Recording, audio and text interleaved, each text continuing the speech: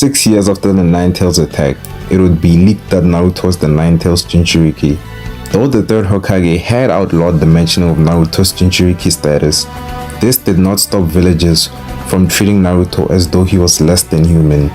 Eventually an incident would occur where two Chunin would follow Naruto back to his apartment and badly beat him, only stopping once Naruto's eyes turned into that of the Nine-Tails. Fearing they would awaken the Nine-Tails, they ran away, but they would call Naruto a demon as they fled. Naruto would barely have enough strength to drag himself to the street where a Jonin would find him and take him to the hospital. The Chunin who attacked Naruto would be found and executed. The third Hokage could no longer ignore the situation. Something had to be done. The third Hokage was reluctant to consult the Ninja Council due to the fact they did not think very highly of Naruto. Instead, he would consult Jiraiya, who was currently within the village. The third Hokage would summon Jiraiya to speak with him in his office. Thank you for coming, Jiraiya. The Naruto situation is completely out of control. Yes, Lord Third, I was told about it. I doubt those idiot Chunins will be the last. I had hoped to meet Naruto when he was at least a genin, but it seems I have no choice but to adopt him. No, Jiraiya. Your work is far too dangerous to involve a child. Your spy network is far too valuable to the village to be hindered in any way. There is no way I can allow you to adopt Naruto. What else can be done, Lord Third? We cannot allow Minato's son to be killed by villagers who he died to protect. I know, Jiraiya. I'll assign Ambu to protect Naruto if that's the case. This is not a temporary problem, Lord Third. Ambu can't protect Naruto forever. Besides, on a long enough time scale, with Danzo whispering in their ears, they might become the danger you assigned them to defend them against.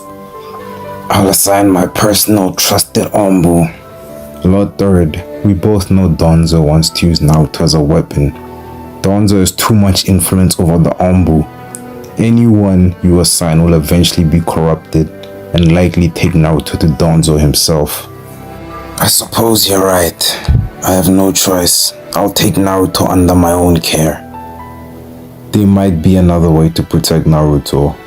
How about putting him under the care of Fugaku?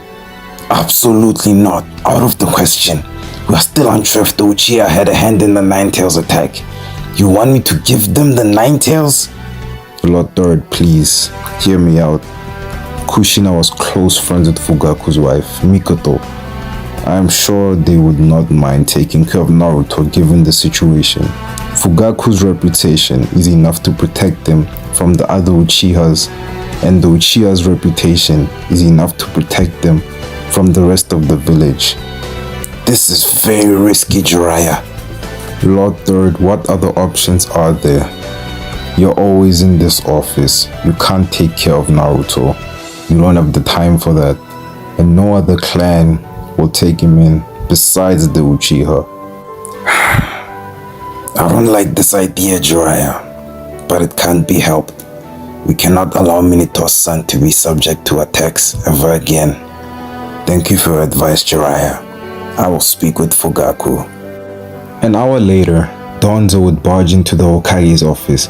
Hiruzen, you must have lost your mind. Watch it, Danzo. You will not speak to the Hokage in such a manner. How can the Hokage just give the Nine-Tails to Konoha's internal adversary? How can you possibly know about that? Did you bug my office? That doesn't matter. I will not allow you to do this, Hiruzen. You will not allow me?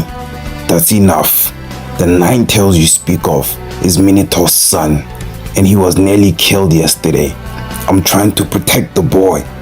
I can protect the boy just fine.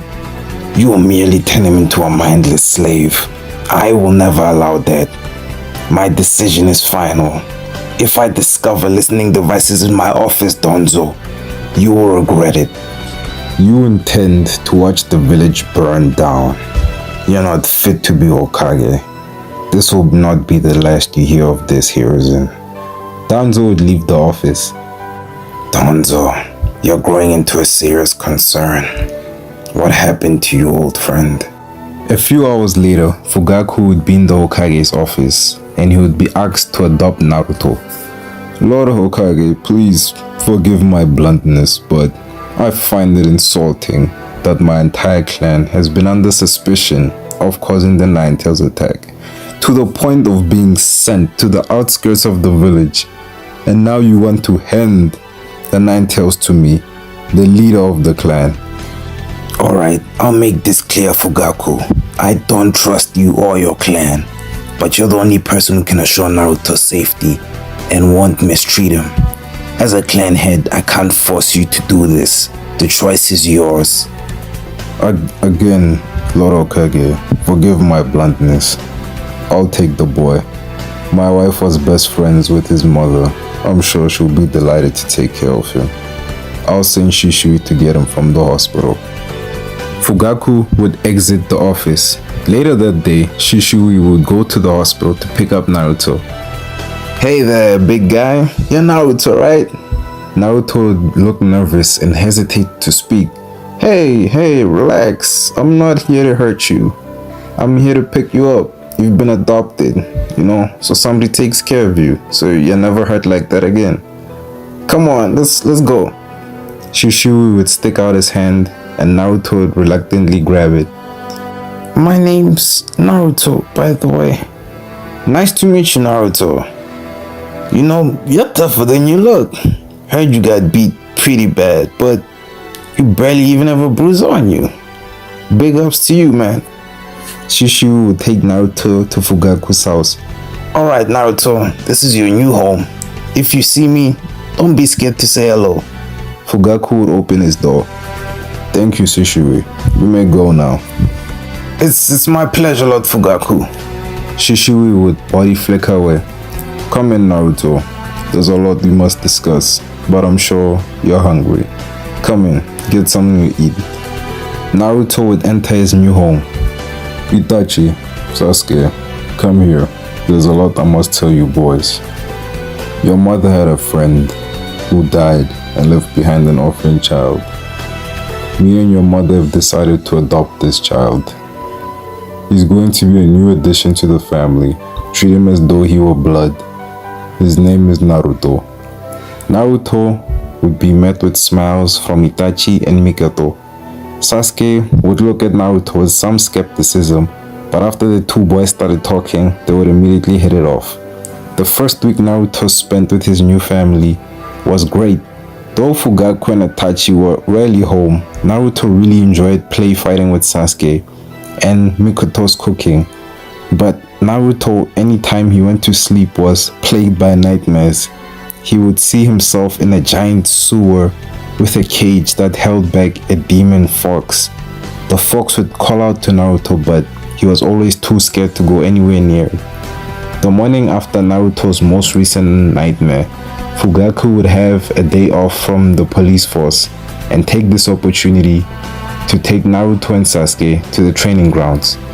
I brought you boys here today to train, but there's still some things we need to discuss.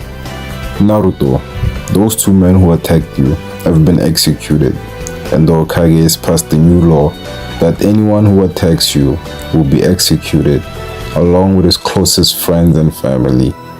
I doubt you'll ever receive an attack again, even if you were to live alone. Does that mean I have to go? No, Naruto. The main reason for your adoption is protection, but also comfort.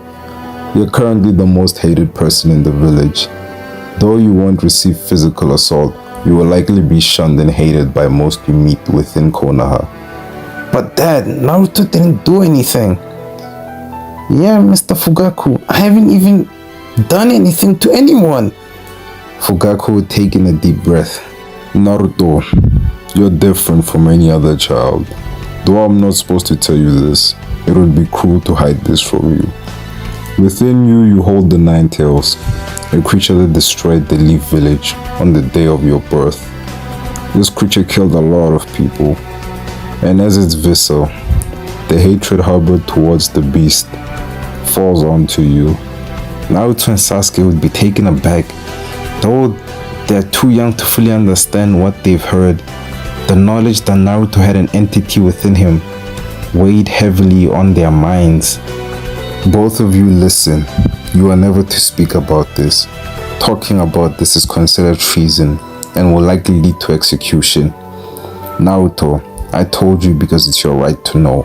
And Sasuke, I allowed you to hear this because I want you to protect Naruto. Me and Itachi are never around, and your mother has long left behind being a ninja.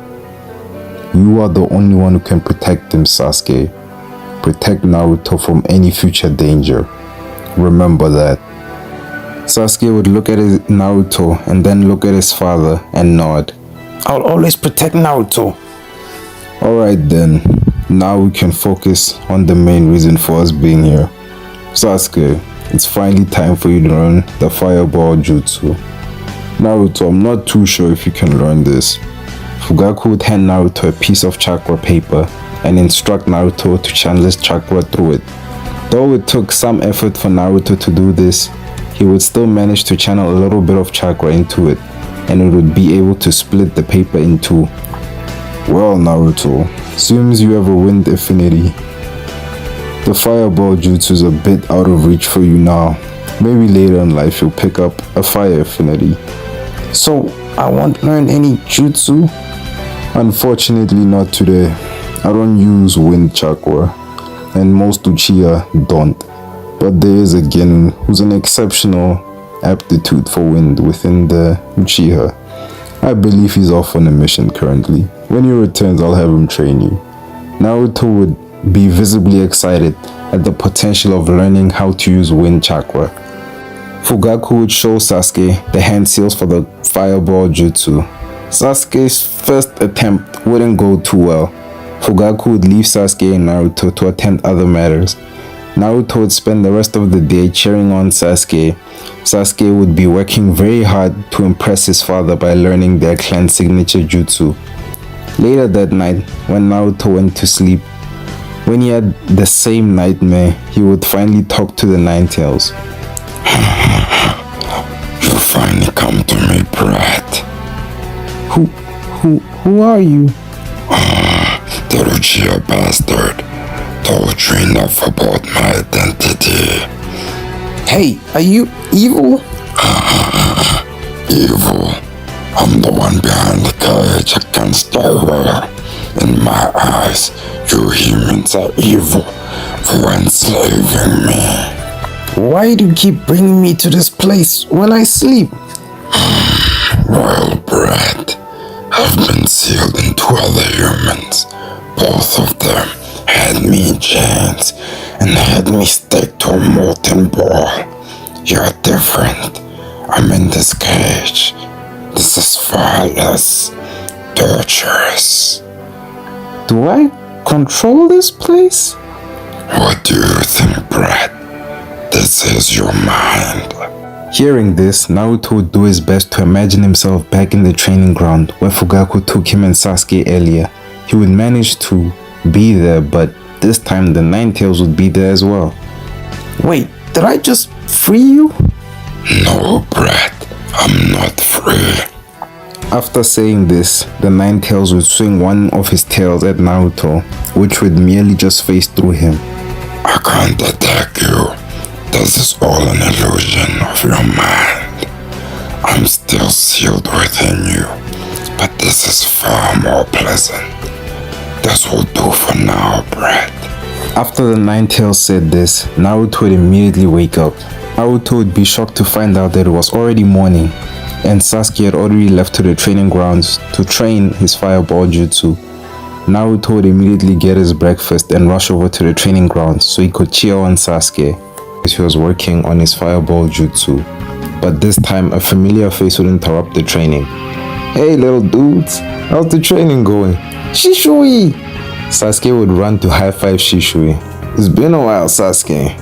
You've grown quite big. Mr. Shishui, good to see you again.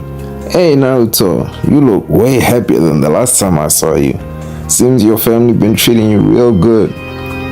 Shishui, please, you gotta help me out. The fireball jutsu, I don't know what I'm doing wrong. Fireball jutsu, huh? That's a tough one. That one took me forever to learn as a kid too. Although Itachi did learn it immediately. But Itachi learns everything immediately, so the only real advice I can give you is to just stick with it and it will eventually work out. Mr. Shishui. Naruto, dude, just call me Shishui. The Mr. stuff is really not necessary. Oh, yeah, okay, Shishui, I need your help too. I found out I have a wind affinity. Do you have any advice before I start learning anything about it? Wind? Ooh, that's a tough nature. I don't know how you're gonna get a handle on that one. That needs a lot of chakra control. Most of the low-level jutsus also don't pack much of a punch. But I can sense you have a really deep pool of chakra. I'm sure if you work really hard, you'll excel. Just work on your chakra control and you'll probably be fine. Shishui would stay a few more minutes longer to briefly chat with the boys, but eventually he would leave. Sasuke would go back into his training. The rest of the week would pass, Sasuke working on his jutsu and Naruto cheering him on, until eventually he would finally pull it off. Sasuke, you did it! Naruto and Sasuke would be super excited, and they would wait until Fugaku returned home later that day to show him Sasuke's new fireball jutsu. When Fugaku returned home later that day, Sasuke would manage to convince him to come to the training grounds, and Sasuke would show him the fireball jutsu.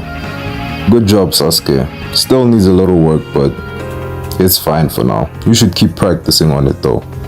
As Fugaku turned away, he would have a smile on his face. A month would pass with Sasuke working on his fireball jutsu and Naruto occasionally talking to the Nine Tails when he fell asleep. Eventually, Fugaku would assign an Uchiha clan genin to train Naruto in his spare time in a bid to allow Naruto to access Winjutsu. They would meet in the training grounds. Hey kid, the name's Inabi. I'm the dude who's gonna teach you when he's not too busy. Nice to meet you, Inabi. I'm Naruto. Well, you're a bit younger than Lord Fugaku mentioned. I don't think you've even learned how to mold chakra yet. Well, I guess everybody gotta start somewhere. I'll start you off with the basics, don't worry about it. Inabi, before we can do that, can you show me a cool Winjutsu? Shishui said wind style jutsu doesn't really hit very hard. What? Shishui said that? Man, I swear, prodigies think they know everything. Inabi would begin to weave hand seals. Inabi would throw multiple shuriken at a tree. Wind style, rotating shuriken. The shuriken would begin to spin very fast and have a layer of dense air around them. Instead of sticking into the tree when they collided, instead they would cleanly slice through the tree, creating 7 logs. Naruto, count yourself lucky to have a wind affinity. Wind is incredibly versatile, and even its low-level jutsus are super useful. Don't let anyone tell you otherwise, not even Shishui. Naruto would have stars in his eyes. Please, teach me more, teach me that jutsu. Inabi would head over to the tree he had just cut down and grab a handful of leaves and hand them to Naruto. Hold on, Naruto. Just cause it's efficient doesn't mean it's easy to learn. You should really focus on your chakra control. Wind is very hard to manipulate. With these leaves I just gave you, just put your chakra into them and try to split them. Inabi would put a leaf between his hands and clasp them. When he opened his hand, the leaf he had put within it would have been shredded into hundreds of little pieces. I'm a bit of an expert on Winjutsu. I don't expect you to completely shred the leaf.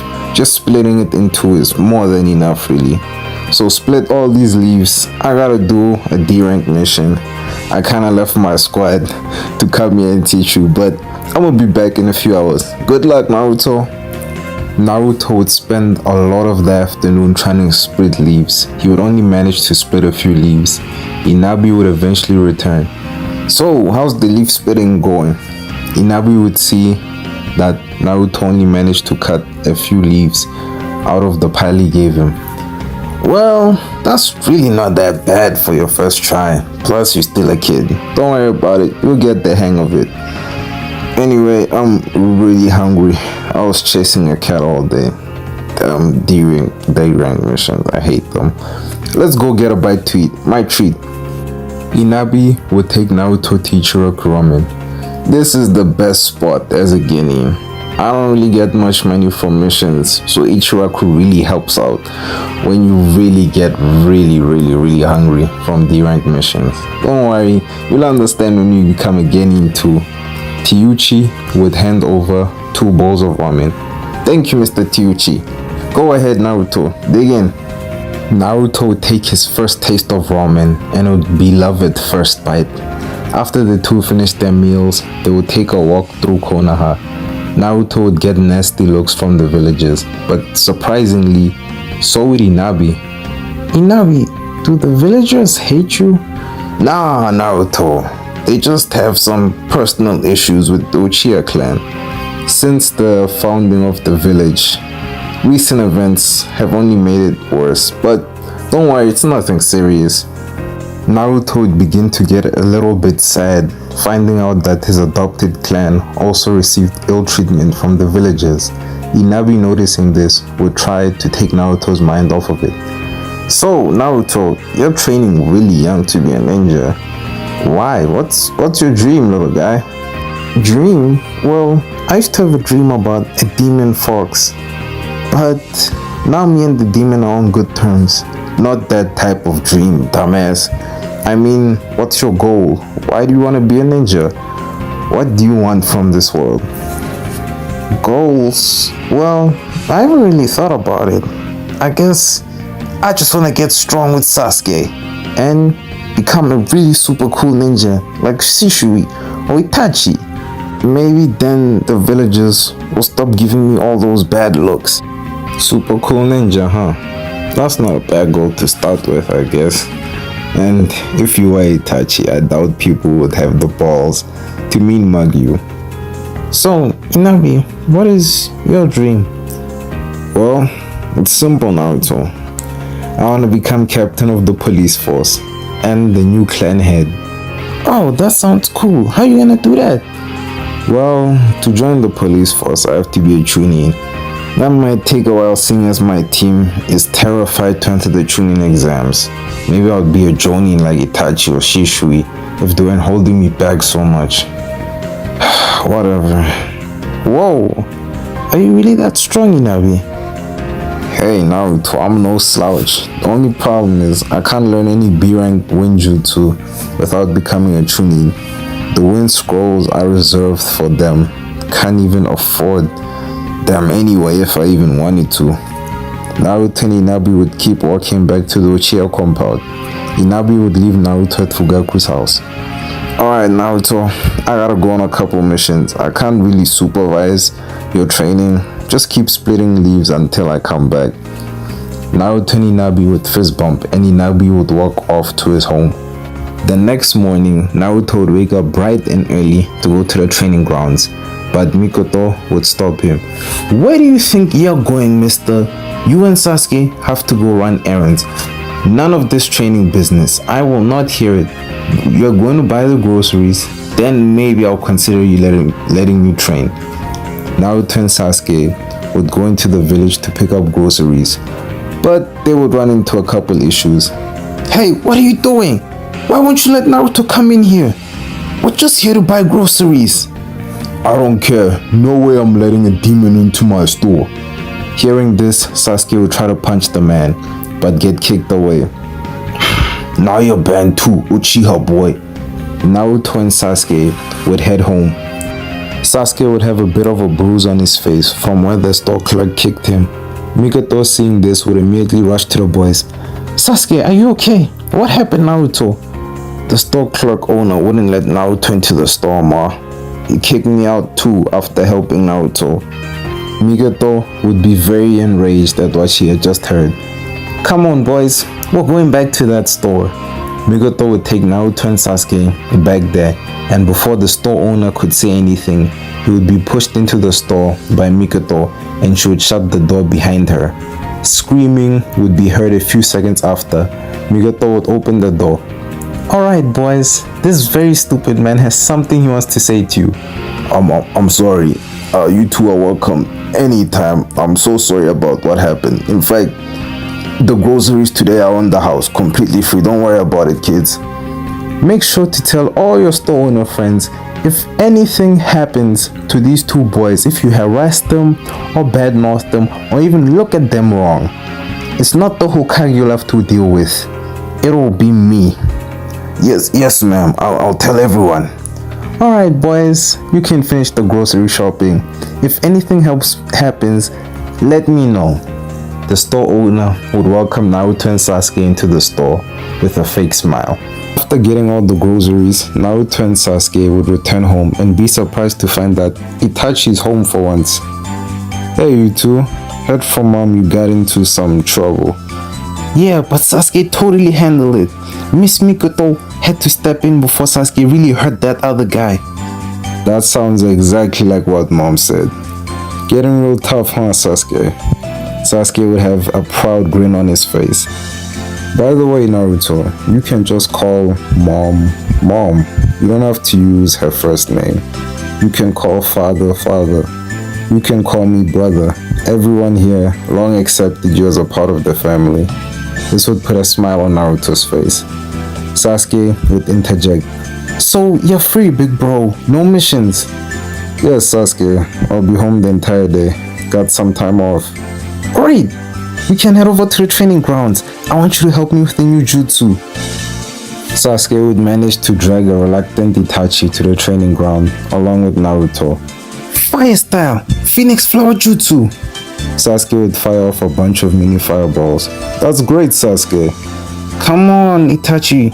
You know they were too small. No, Sasuke, what are you talking about? They were great. But if you want bigger fireballs, you just gotta practice more and use more chakra. I already know that. Itachi would look off to Naruto. Anything you want to show me, Naruto?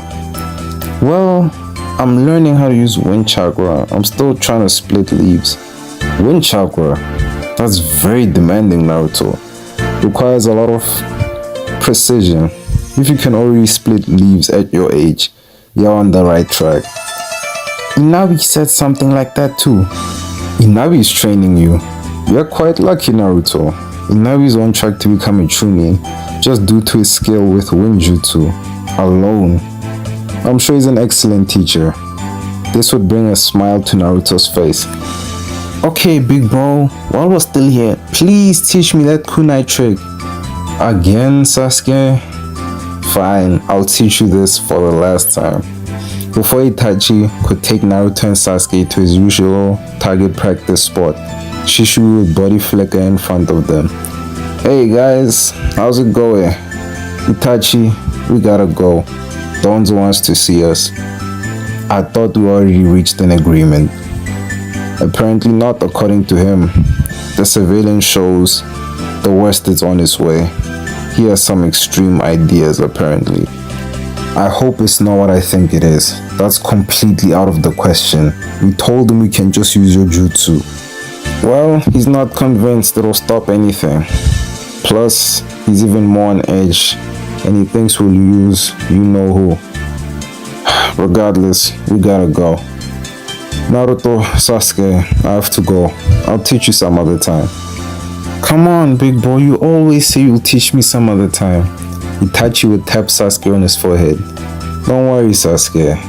I'll teach you this time. I just gotta handle this. Itachi and Shisui would body flicker away.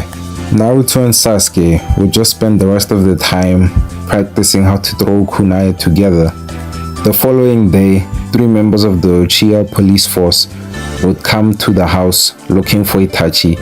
Apparently, Shisui was dead and he was the prime suspect. After a brief fight with them, Fugaku would reprimand Itachi, forcing him to apologize. But Naruto and Sasuke would receive a brief glimpse of Itachi's Sharingan with a pattern they had never seen before. After this day, Itachi was never the same caring older brother. He grew distant and very cold. The next year, Naruto and Sasuke would both enroll into the Ninja Academy. Inabi had finally gained the rank of Chunin and joined the ninja police force. He began training not only Naruto, but Sasuke as well. Naruto had made great stride in his wind chakra training, managing to learn how to make small gusts of wind.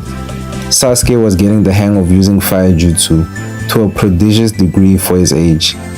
Naruto, come over here. I heard you've been struggling with the clone jutsu?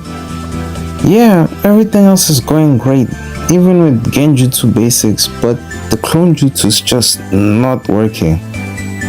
That's not too surprising. You have a lot of chakra for your age. Low chakra usage jutsu are gonna be a pain for you to use.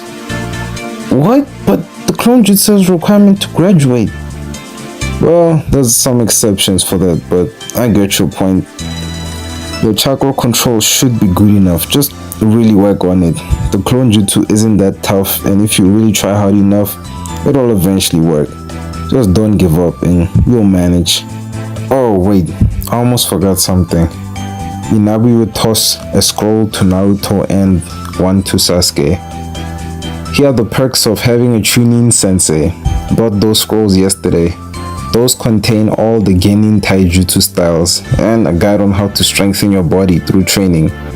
They're a bit advanced for you too, but since I'm a member of the police force and all, I really won't be around much. So just use those when you need some extra training. Oh, this is super cool, Inabi. Thank you. It's kinda sad that you won't be able to train us as much though. Don't worry, Naruto. I'll always check on you two knuckleheads whenever I have some spare time. Alright guys, y'all keep training. I gotta go to an important clan meeting. You know, ninja police stuff. Inabi would wave his hand and head off.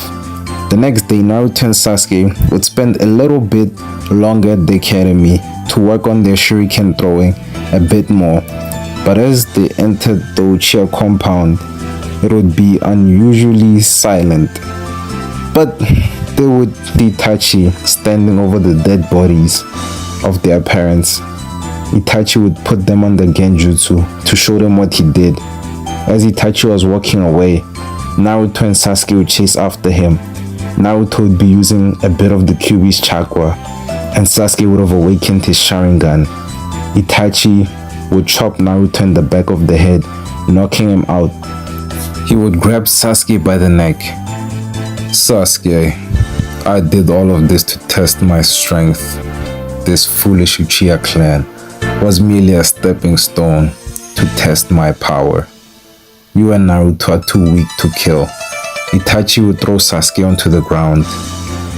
Find me when you have eyes like mine, Itachi would say with his Mangekyo active. He would knock out Sasuke with a genjutsu. A few minutes after Itachi left, Naruto would wake up and carry an unconscious Sasuke to the hospital. The medics would manage to break Sasuke out of his genjutsu. Naruto, please tell me it was all a dream. Naruto would look at Sasuke with tear-filled eyes. It was real, Sasuke. They're all gone. Naruto and Sasuke would begin to cry. But slowly and almost in sync, tears would turn to rage. Naruto, Itachi said he did all of that to test his strength? You must avenge them, Naruto. Yeah, Sasuke. You gotta take down Itachi for the clan. After Naruto and Sasuke were discharged from the hospital the next day, the Hokage would issue them their own apartment. The Uchiha clan compound was rendered completely off limits, but Sasuke and Naruto were allowed to access it. They would frequently go there to their old home to mourn the deaths of Fugaku and Mikoto. The years would go by. Naruto and Sasuke would train diligently to hone their abilities. Though without the presence of a sensei and without the access of anything besides academy scrolls and the scrolls that Inabi gave to them, their skills would reach a glass ceiling. But they were still superior to their classmates. The only area they ever lost in was academics. Sakura Haruno would routinely receive perfect scores in written exams, and Shikamaru Nara would occasionally also receive perfect scores, but he would also receive the lowest scores, sometimes leaving his exams blank. Naruto and Sasuke's initial rage would eventually die down, but they had an ever-burning hatred and desire to kill Itachi. Iruka did suggest that they graduate early, but the third Hokage denied this, so most of their last year in the academy was rather uneventful and repetitive, except for a certain day when they went to get some ramen. "Hey Mr. Teuchi, how's it going boys? What can I get you?" Just two of the usual. Coming right up." "I still don't get why you like ramen so much. I could have just cooked us something much more balanced." "Balanced? Meaning tasteless? No thank you. Besides, I ate ramen all day and I'm still gonna be Rookie of the Year, so what's the point?" "Maybe if I dropped out, they'll consider you." "Whatever, we'll see at the end of the year." "Alright boys, here you go, enjoy." Naruto and Sasuke would finish their ramen. Now that hits the spot. Sasuke would be more silent than usual. "Hey, what's wrong?"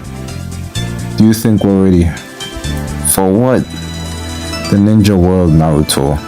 I know we're the best in the academy, but it feels like we're big fish in a small pond." Naruto would grow a more serious face. "Yeah, we haven't grown much in strength. We're missing something." "Well, having something to protect helps." Naruto and Sasuke would turn to look at a huge man with long white hair scribbling in a notebook. "Oh, sorry, I couldn't help but eavesdrop." "Who are you?" Naruto and Sasuke would say simultaneously. "Oh, me, I'm just a traveling writer." The man would close his notebook. "But if you two want to gain strength, you have to find something worth protecting.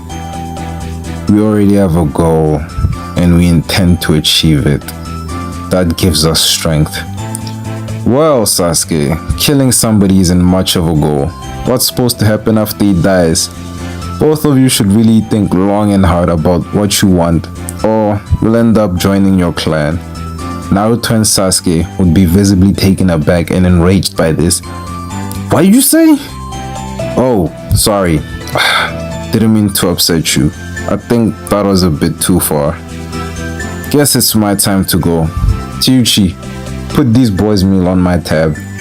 The man would leave as Naruto and Sasuke tried to follow him. He'd be nowhere to be found. Naruto and Sasuke's final year would eventually come to an end. They would quite easily pass their final exams and graduate. Sasuke would be named Rookie of the Year, with Naruto as the runner-up. The night of their graduation, Naruto and Sasuke would be sparring in a forest. Sasuke would throw multiple shuriken and kunai at Naruto. Naruto would manage to dodge, just barely. Naruto would make multiple standard clones, using them as cover to throw shuriken through them, almost catching Sasuke off guard, but he would manage to use a kunai to deflect them. Sasuke would begin to weave hand seals. Fire style, fireball jutsu, wind style, breakthrough. As Naruto's wind jutsu would collide with Sasuke's fireball, it would only make it bigger. As the fireball was about to incinerate Naruto, he would use a breakthrough to push himself above the fireball. Once Naruto made it down, Sasuke would not be happy. "Naruto, why would you do that? You could have died. You're supposed to dodge my fireball." "Yeah, I know. I just thought I could stop it." "Stop it? Stop fire with wind?" "I swear, this is why I'm Rookie of the Year, and you're not. Dumb plans like this. Don't do that again." Yeah, whatever, Mr. Rookie of the Year. You can stop rubbing it in my face. Just be more careful, okay? Yeah, I will be. That trick you did with the clones, that was pretty smart though. Really? You know, I always thought the clone jutsu was useless as an attack, but since they're illusions, they make pretty great cover for attacks. You always amaze me. The same brain that thinks of that is the same brain that thinks it's a good idea to use wind against fire. Whatever, you just wait and see. I'm gonna become a Chunin before you. You wish. As Naruto and Sasuke were beginning to walk home, they would hear the sounds of kunai clashing in the forest. They would run towards the sound. "Mizuki, you don't know what you're doing.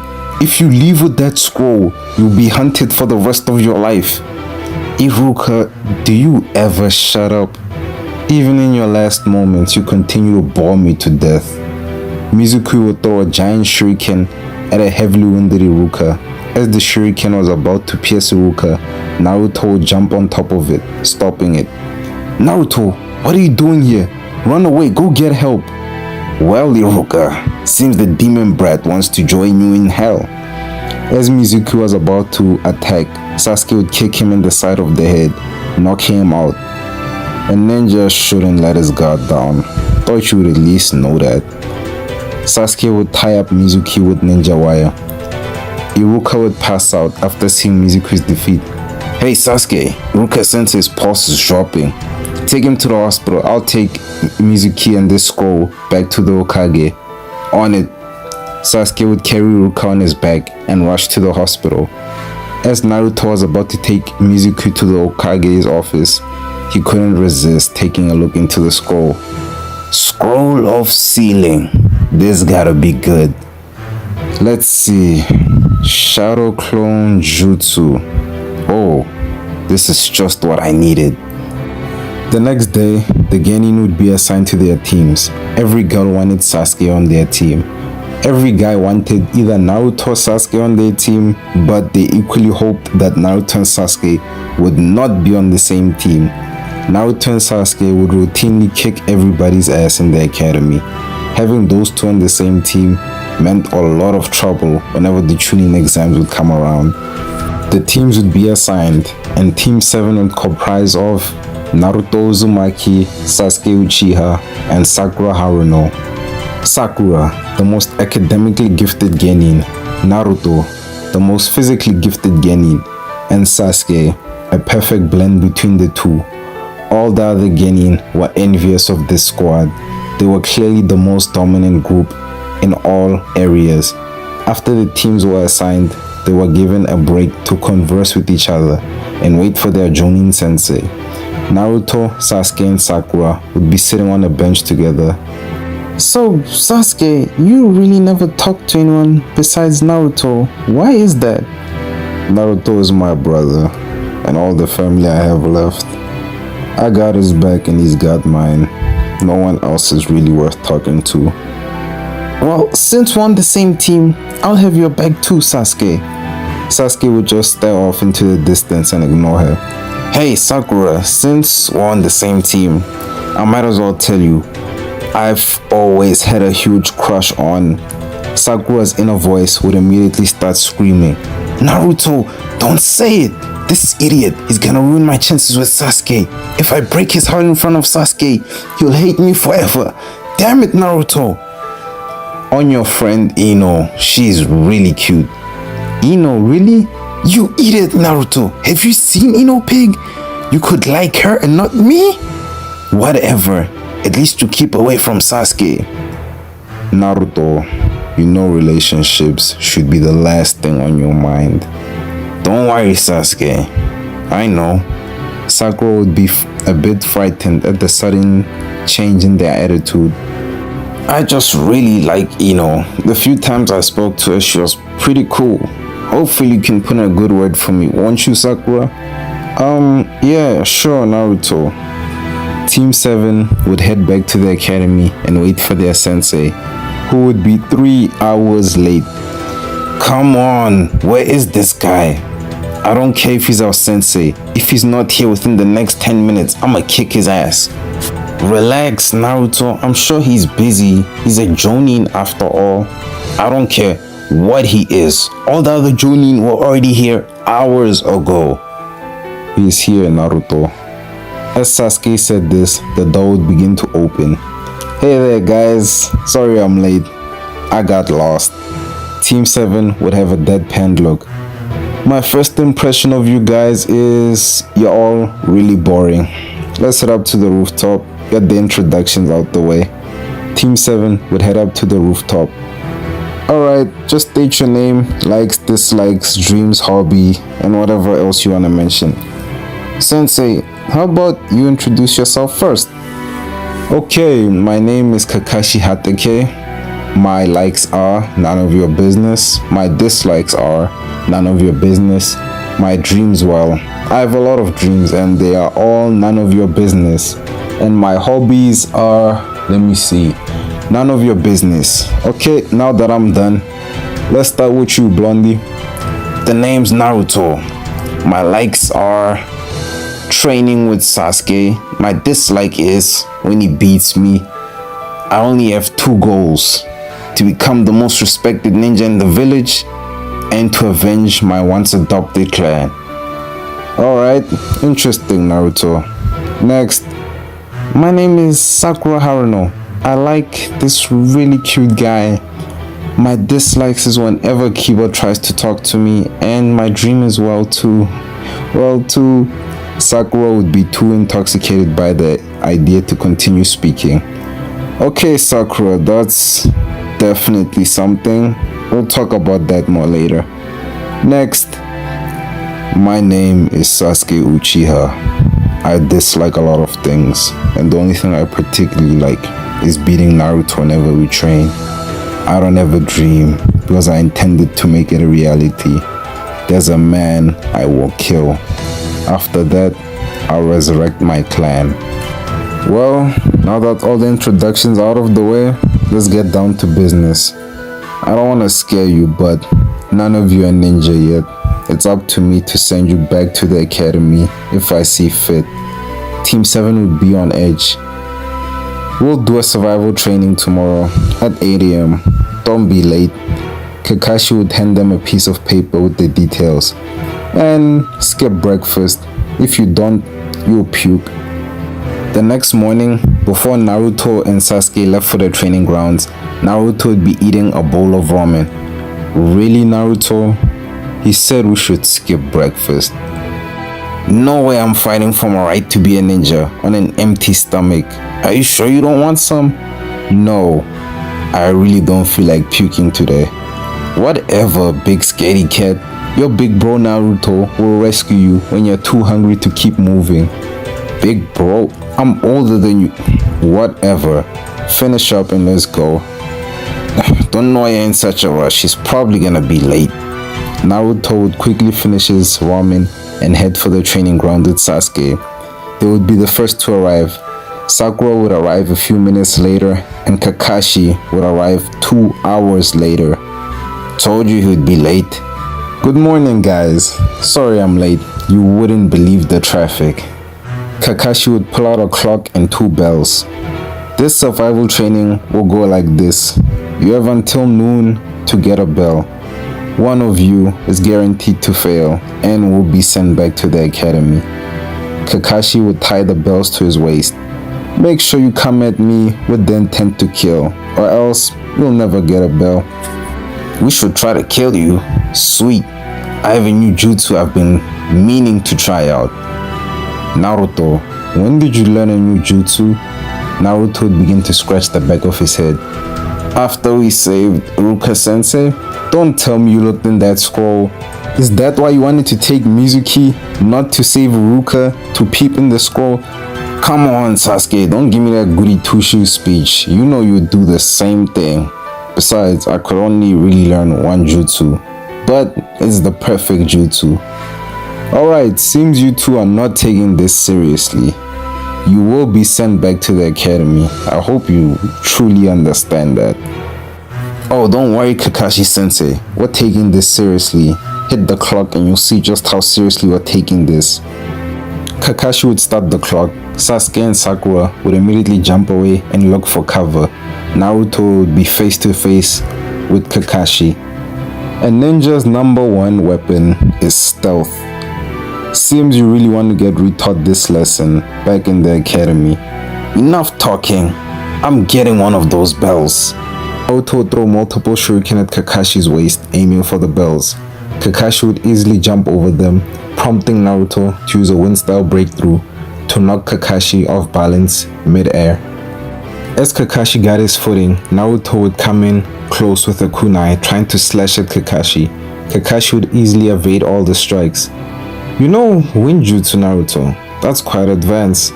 You'll probably get Rookie of the Year when you get sent back to the academy.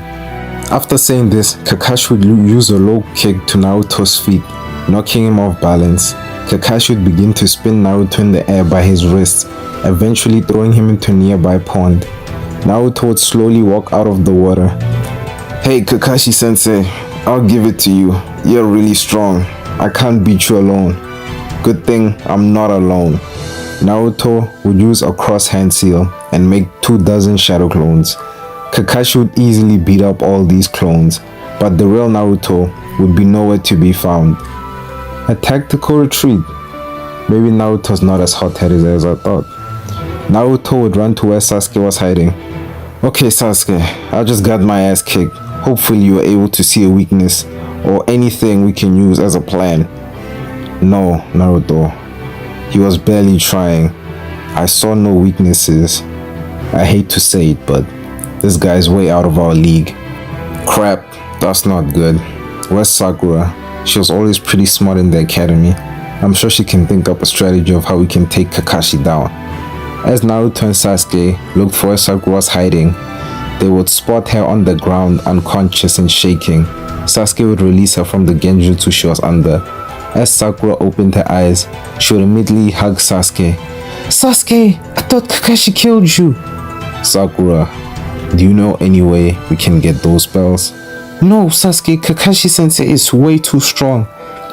I didn't even realize he put me under genjutsu. He was so fast.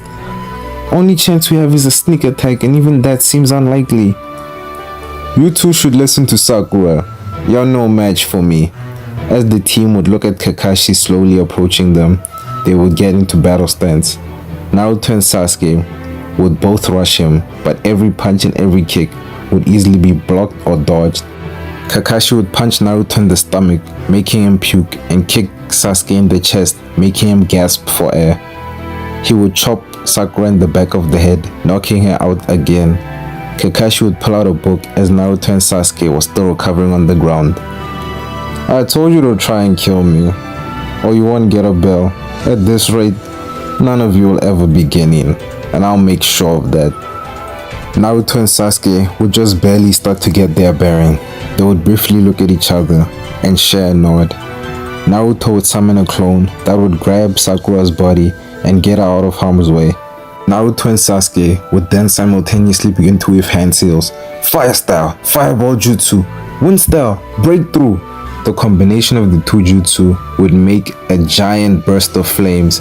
Kakashi would quickly weave hand seals.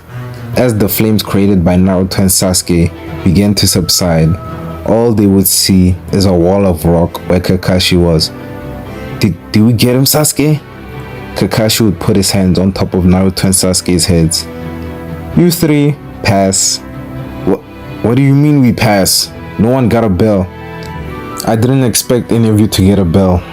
You're nowhere near my league. There's no chance any of you could individually get a bell. All this was supposed to do was teach teamwork. You three were supposed to work together, and you did. Naruto using himself as a decoy to gather intel.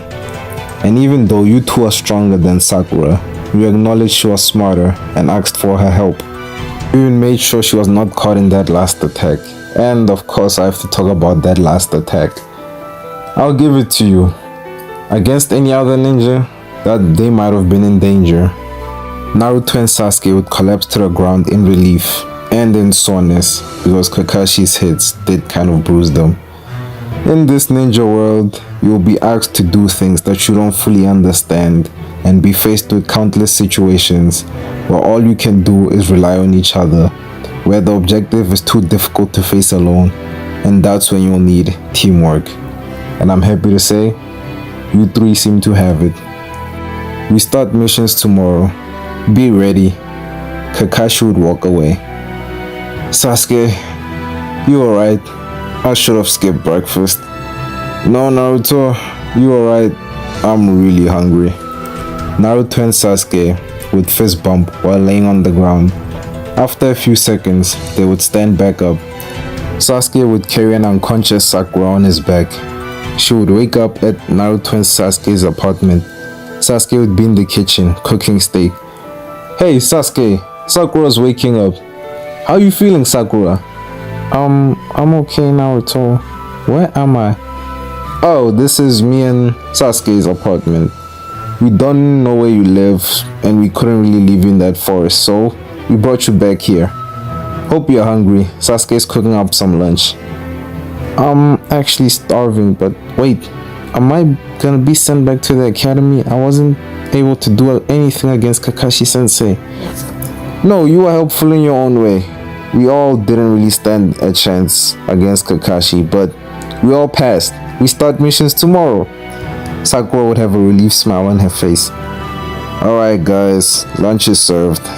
Sasuke would bring out 3 plates of steak, rice, paired with a couple different veggies.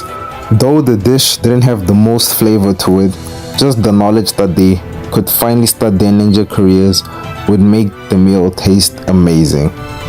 The next day, Naruto and Team 7 would finally go on their first mission, which was finding a cat.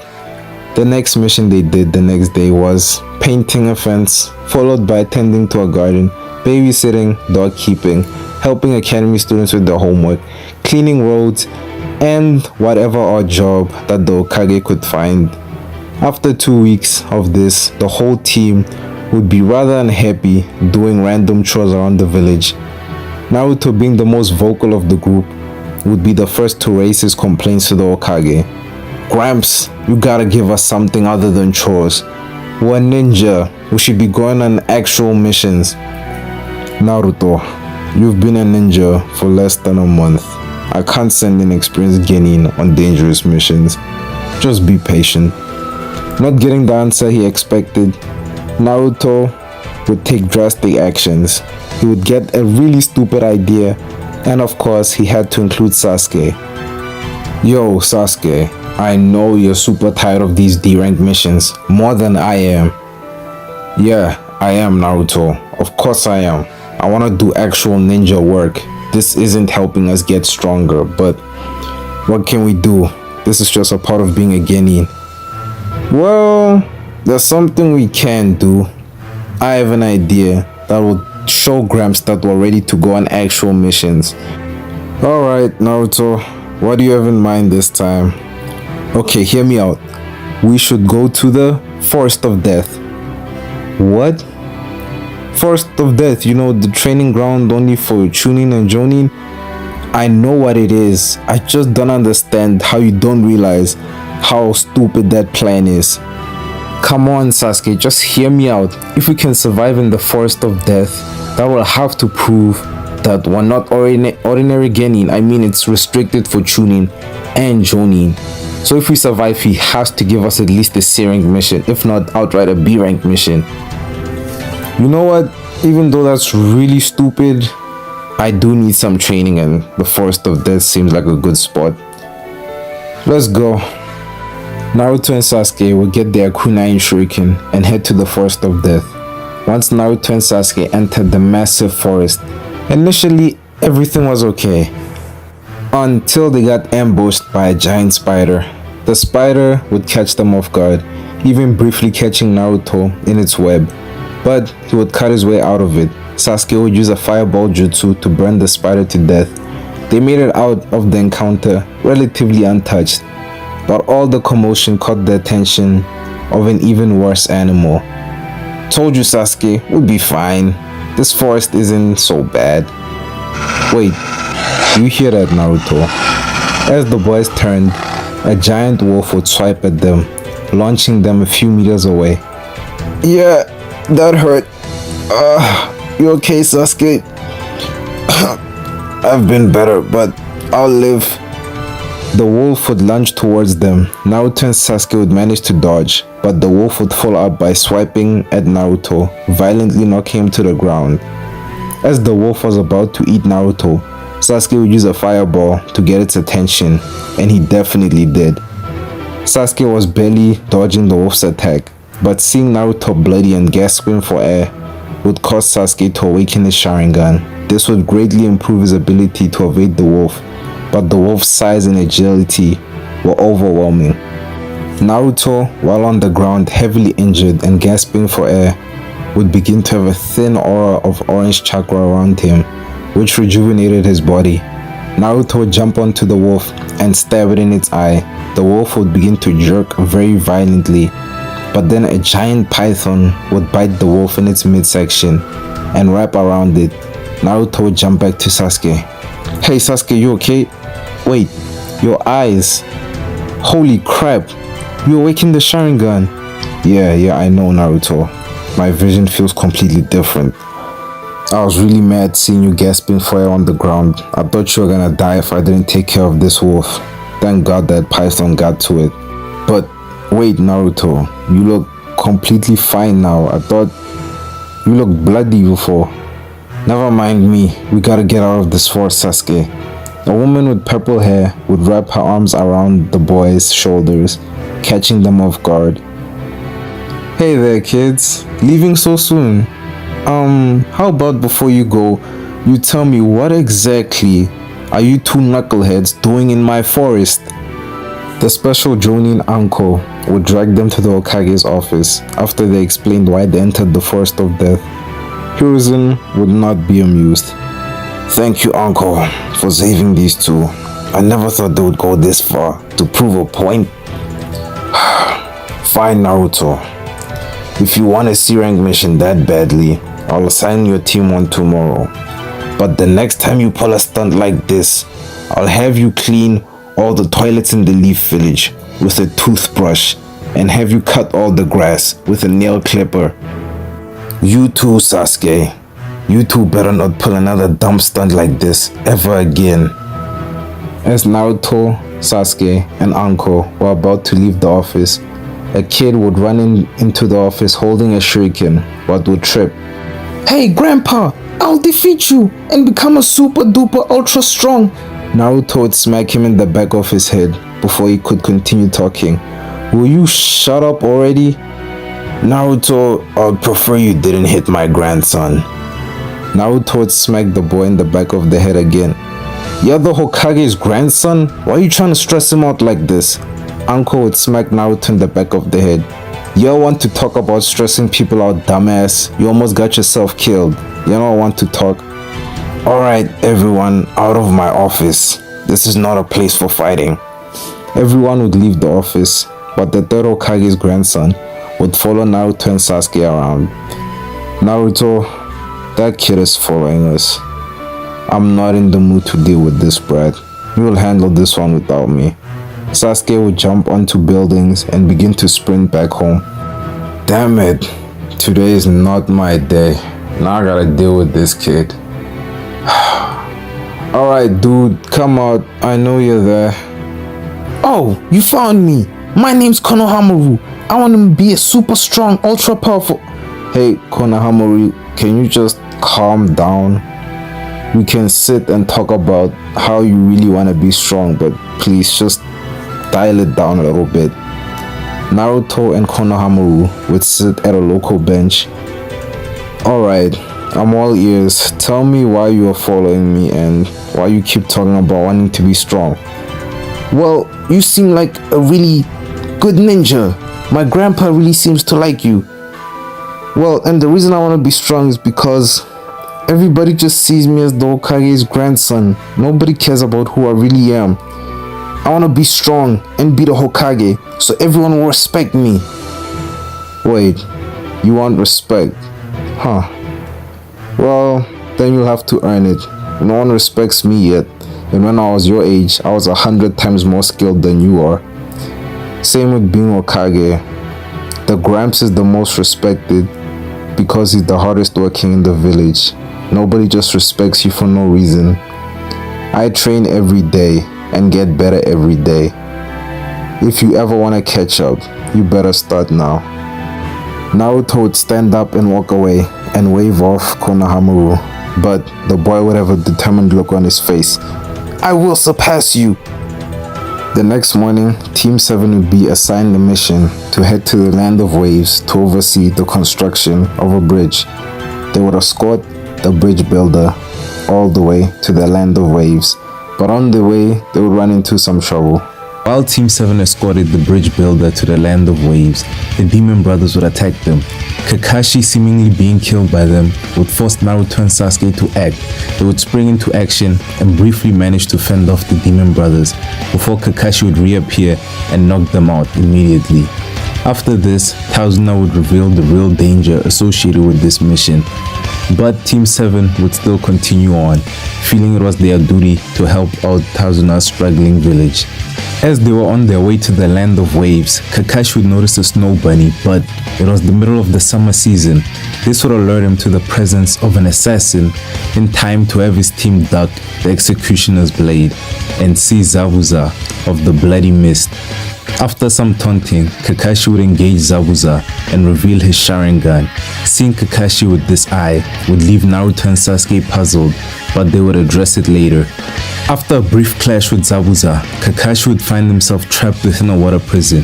Zabuza would summon a water clone to attack Team 7, but Naruto would use a combination of a dozen clones and a dozen shadow clones to disorient Zabuza. Sasuke would use the clones as a sort of cover to throw shuriken through them, almost hitting Zabuza and making him dodge out of the way, releasing the water prison jutsu. Kakashi would waste no time, bombarding Zabuza with a water dragon and hitting him with a powerful water jutsu. Before Kakashi could finish off Zabuza, a hunter ninja from the Mist Village would seemingly kill Zabuza and take his body away. After this, Kakashi would collapse and wake up back at Tsunade's house. After waking up, Kakashi couldn't shake the feeling that Zabuza just wasn't dead. He would explain to his team that Hunter Ninja usually dispose of bodies on the spot, but this ninja did not. Kakashi would suspect that the ninja was actually working with Zabuza, and Zabuza was still alive and kicking. He would suggest that his team needs some training to make sure that the next time they face Zabuza, they stand somewhat of a chance. Later that night, when everyone is asleep, Naruto and Sasuke would confront Kakashi. I was waiting for you two. I knew you wouldn't let me sleep without knowing. Kakashi, where did you get that eye?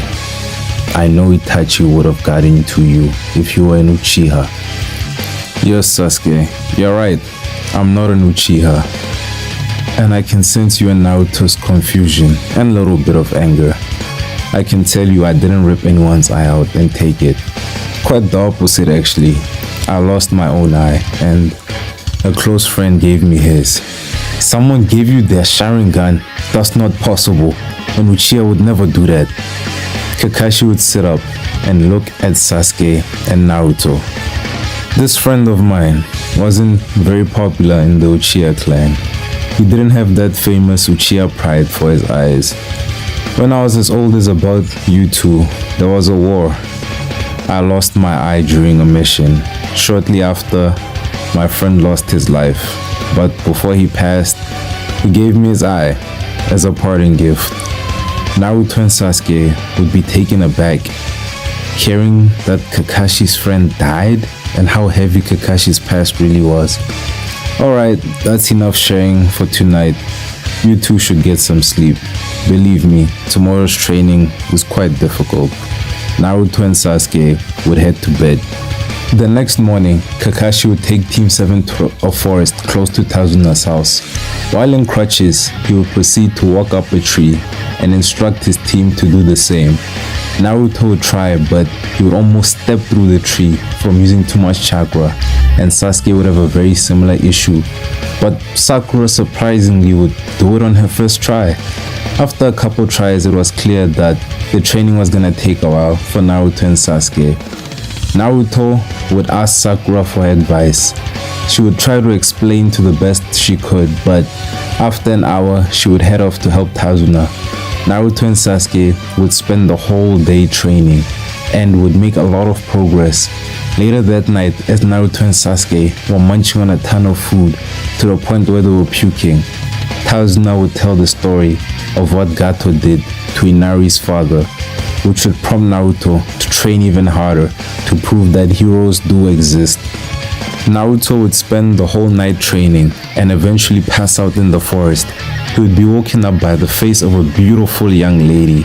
They would briefly converse about the power having someone to protect gives you, before before telling Naruto he's actually a boy, as Sasuke came to check on Naruto.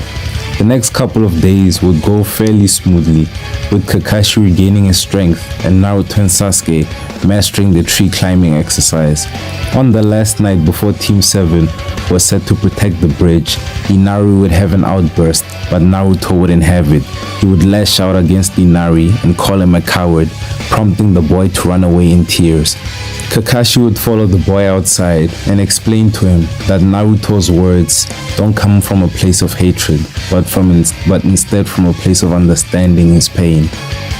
The next morning, Team 7 would head over to the bridge, but Naruto would have overslept from all the excessive training he was doing.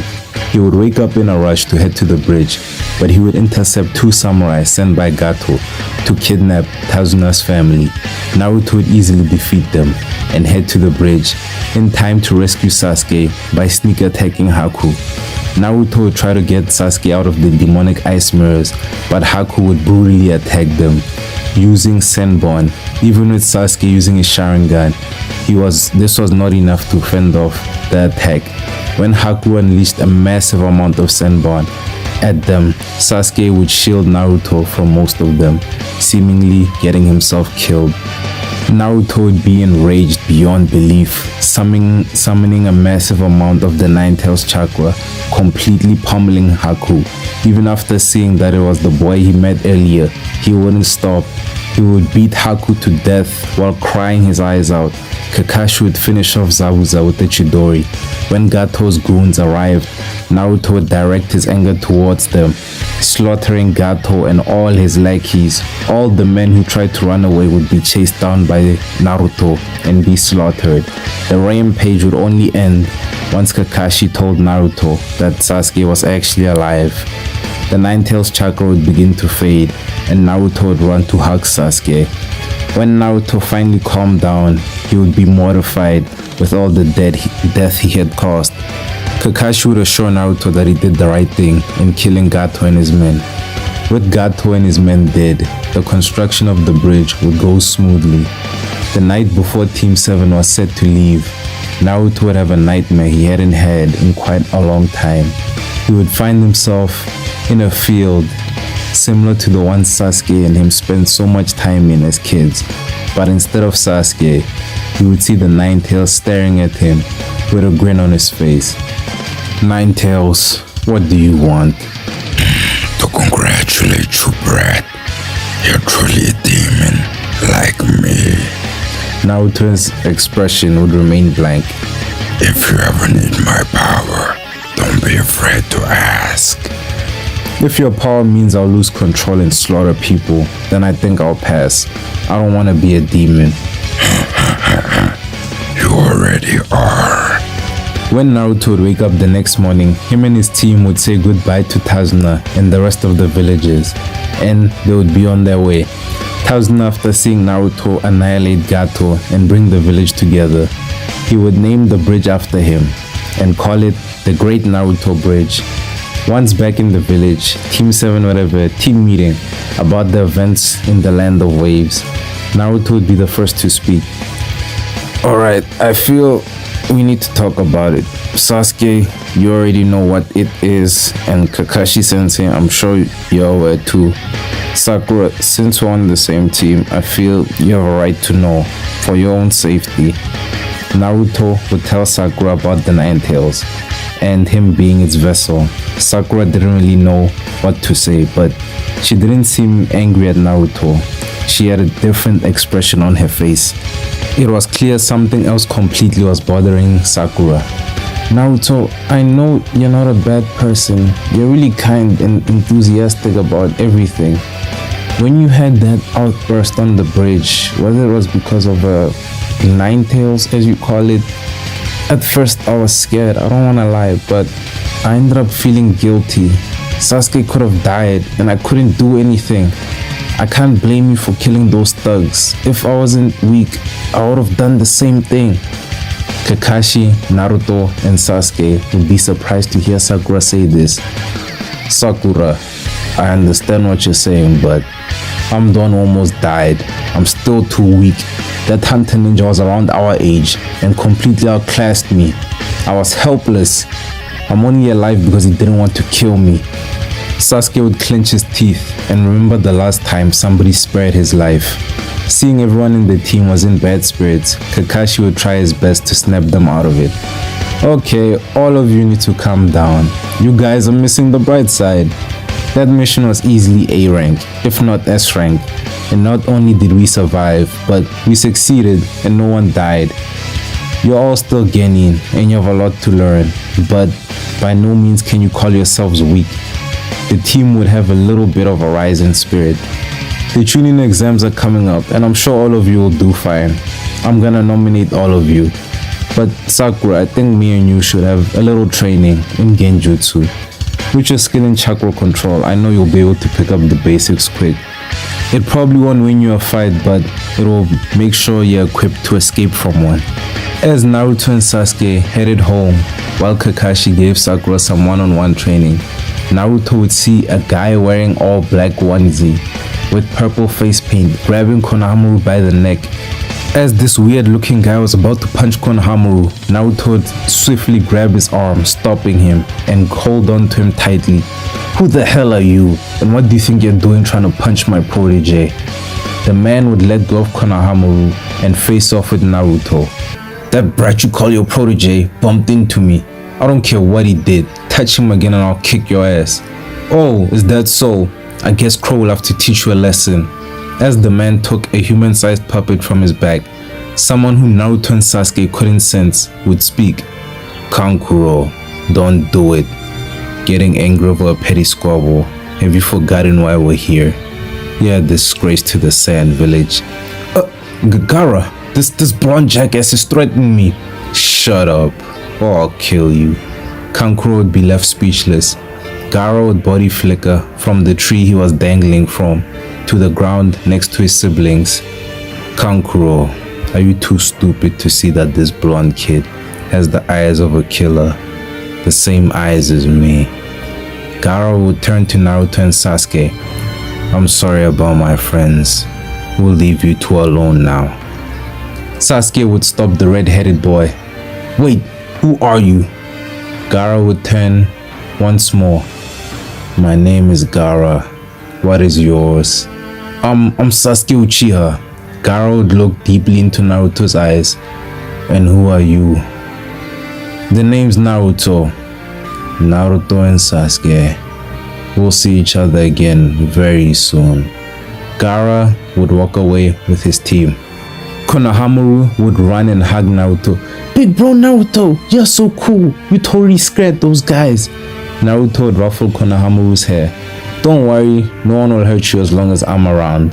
Naruto and Sasuke would continue their walk back home. Hey, Naruto, I know you felt it. Yeah, that guy's a monster. If it wasn't for that Gara dude stepping in, I'm not sure I would have won that fight. Speaking of Gara, he's on another level. He was barely phased the whole time. Naruto, you have to train harder. Those guys are stronger than Haku. Naruto would have a massive grin on his face. Can't wait for the Chunin exams. Naruto and Sasuke would head home. The next week, Kakashi would hand his team the registration forms for the Chunin exams, and they would head to the exam center to submit their forms. Two ninja would block their way. Team 7 would see through the genjutsu cast by these two and head to the correct floor, where Genin in a green jumpsuit would challenge Sasuke to a fight, not before blowing a couple kisses towards Sakura, which she would dodge like her life depended on it. Naruto would step in. Hey, bushy brows. Are you sure you wanna fight, Sasuke? At least tell us your name before you get your ass kicked. My name is Rock Lee, but Naruto, I assure you, neither you or Sasuke can defeat me. Oh, you know me and Sasuke. Didn't know we were famous. You and Sasuke were the best in the academy this year. All the Genin know about you too. Lee would get into a fighting stance. Hey, that stance. You're good. I won't hold back. Naruto would immediately charge at Lee. He would come in with a flying knee that Lee would easily block. Naruto would try and roundhouse kick, but Lee would easily duck under the kick and kick Naruto in the back of his knee, causing Naruto to suddenly get a sharp pain in his leg and fall. As Naruto was falling, Lee would deliver an elbow to Naruto's solar plex. As he was falling to the ground, this would leave Naruto gasping for air in pain. "Hey, Lee, leave him alone. I'm the one you wanna fight after all." Sasuke would say this with his Sharingan active. "The famous Sharingan, I'm honored." Lee would charge at Sasuke and begin to completely outclass him in speed. Sasuke would barely be able to see anything that Lee was doing. Sasuke would faintly see Lee's movements, but his body was far too slow to keep up. Lee would deliver a kick to Sasuke, knocking him into the air. As Lee was about to use his secret technique, a ninja tortoise would stop him, and his sensei would appear and step in and punch Lee in the face. To the shock of Team 7, Guy and Lee would begin to cry and hug each other in a tender embrace. Guy would tell Lee to run 500 laps around the Chunin exam venue. Guy would apologize to Team 7 and leave with Lee. "Hey, Sasuke, you saw that guy's hands, right?" "Yeah, I did. We're lagging behind. God damn it. Ugh, fuck, that hurt. Lee has done a lot more training than we have." Naruto and Sasuke would just stare at each other and smile. "Things are getting exciting. If we survive here, we'll reach another level. Sasuke, Sakura, let's go." Team 7 would head into the massive classroom where the first exam was held and immediately get stared at by a room full of genin who were much older than them and from different villages. As Team 7 was soaking in the pressure, Ino would wrap her arms around Naruto and Sasuke. "How are my favorite two classmates doing? You two are late. What took you so long?" "Oh, Sakura, you're here too. Man, your forehead got bigger." Sakura would give Ino a death stare. As Ino and Sakura started staring each other to death and arguing, the rest of the Rookie 9 would greet Team 7. As the mood became a bit more jovial, an older silver-haired genin by the name of Kabuto would remind everyone that due to their inexperience, they'll be prime targets. Ibiki and about 24 other proctors would arrive inside the venue and deliver the first test, which was a written exam. Ibiki would explain all the rules of the exam, and the time would start. The minute Naruto and Sasuke looked at their exam, they knew they were screwed. All 9 questions that were on the exam paper were way above their pay grade. Naruto was immediately panicking. He would have a flashback about his time in the academy, where Iruka warned him about this exact moment. "Naruto, you should focus more on your studies. Yes, you're good at punching people, but there's more to being a ninja than just that." "Come on, Iruka-sensei. Why would I need to know book stuff when most things I'll need will just involve me punching or sneaking around? When will I ever need to know math for that?" "Alright, Naruto, don't say I didn't warn you." Back in the exam venue, Naruto would be teary-eyed. "Damn it, Iruka, are you always right?" As Naruto tended to look at Sasuke, he would notice that Sasuke's Sharingan was active, and as he looked around a bit more, he would notice that a lot of people were using jutsu to cheat. "Damn it, wish I had the Sharingan. What am I gonna do?" As Naruto was panicking even more, realizing that everyone was cheating besides him and he was gonna fail alone, Hinata, who was sitting right next to him, would have a telepathic conversation with Naruto. "Hey, Naruto, you can copy from me." "Hinata, you would let me do that? No strings attached?" "Yeah, we're all rookies, so why not help each other?" "You're a lifesaver, Hinata. I could kiss you right now." Hinata's entire face would be red, and she would have a little blood trickling from her nose. "Hey, Hinata, are you good?" I'm fine, Naruto. I'm okay." Naruto would copy off Hinata until the time for the final question arrived. Biki would inform all the genin that anyone who gets this answer wrong would never be allowed to become a Chunin. He would tell them if they instead dropped out of the exam completely, they would have another chance next year. This would be enough to convince a lot of genin to drop out of the exam. But Naruto, who had successfully copied off Hinata and had no intention of ever dropping out of the Chunin exam, would be very relaxed.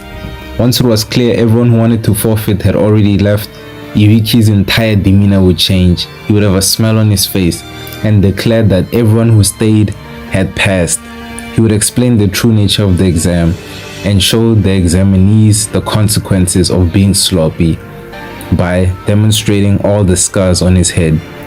Anko would jump through the window of the exam center and guide the remaining examinees to the forest of death. Once Anko would catch a glimpse of Naruto and Sasuke's face, she would be reminded of just how stupid they are and the stunt they pulled. She would wrap her arms around their shoulders. You two knuckleheads must feel right at home here. Unfortunately, this time I won't be around to save you. Anko would explain the rules of the exam and hand all their teams their scrolls. All the teams would enter the forest of death. Everything would initially be normal, though when Naruto went to take a piss, some reigning village genin would try to tie him up, but Naruto would kick his ass and tie him up instead.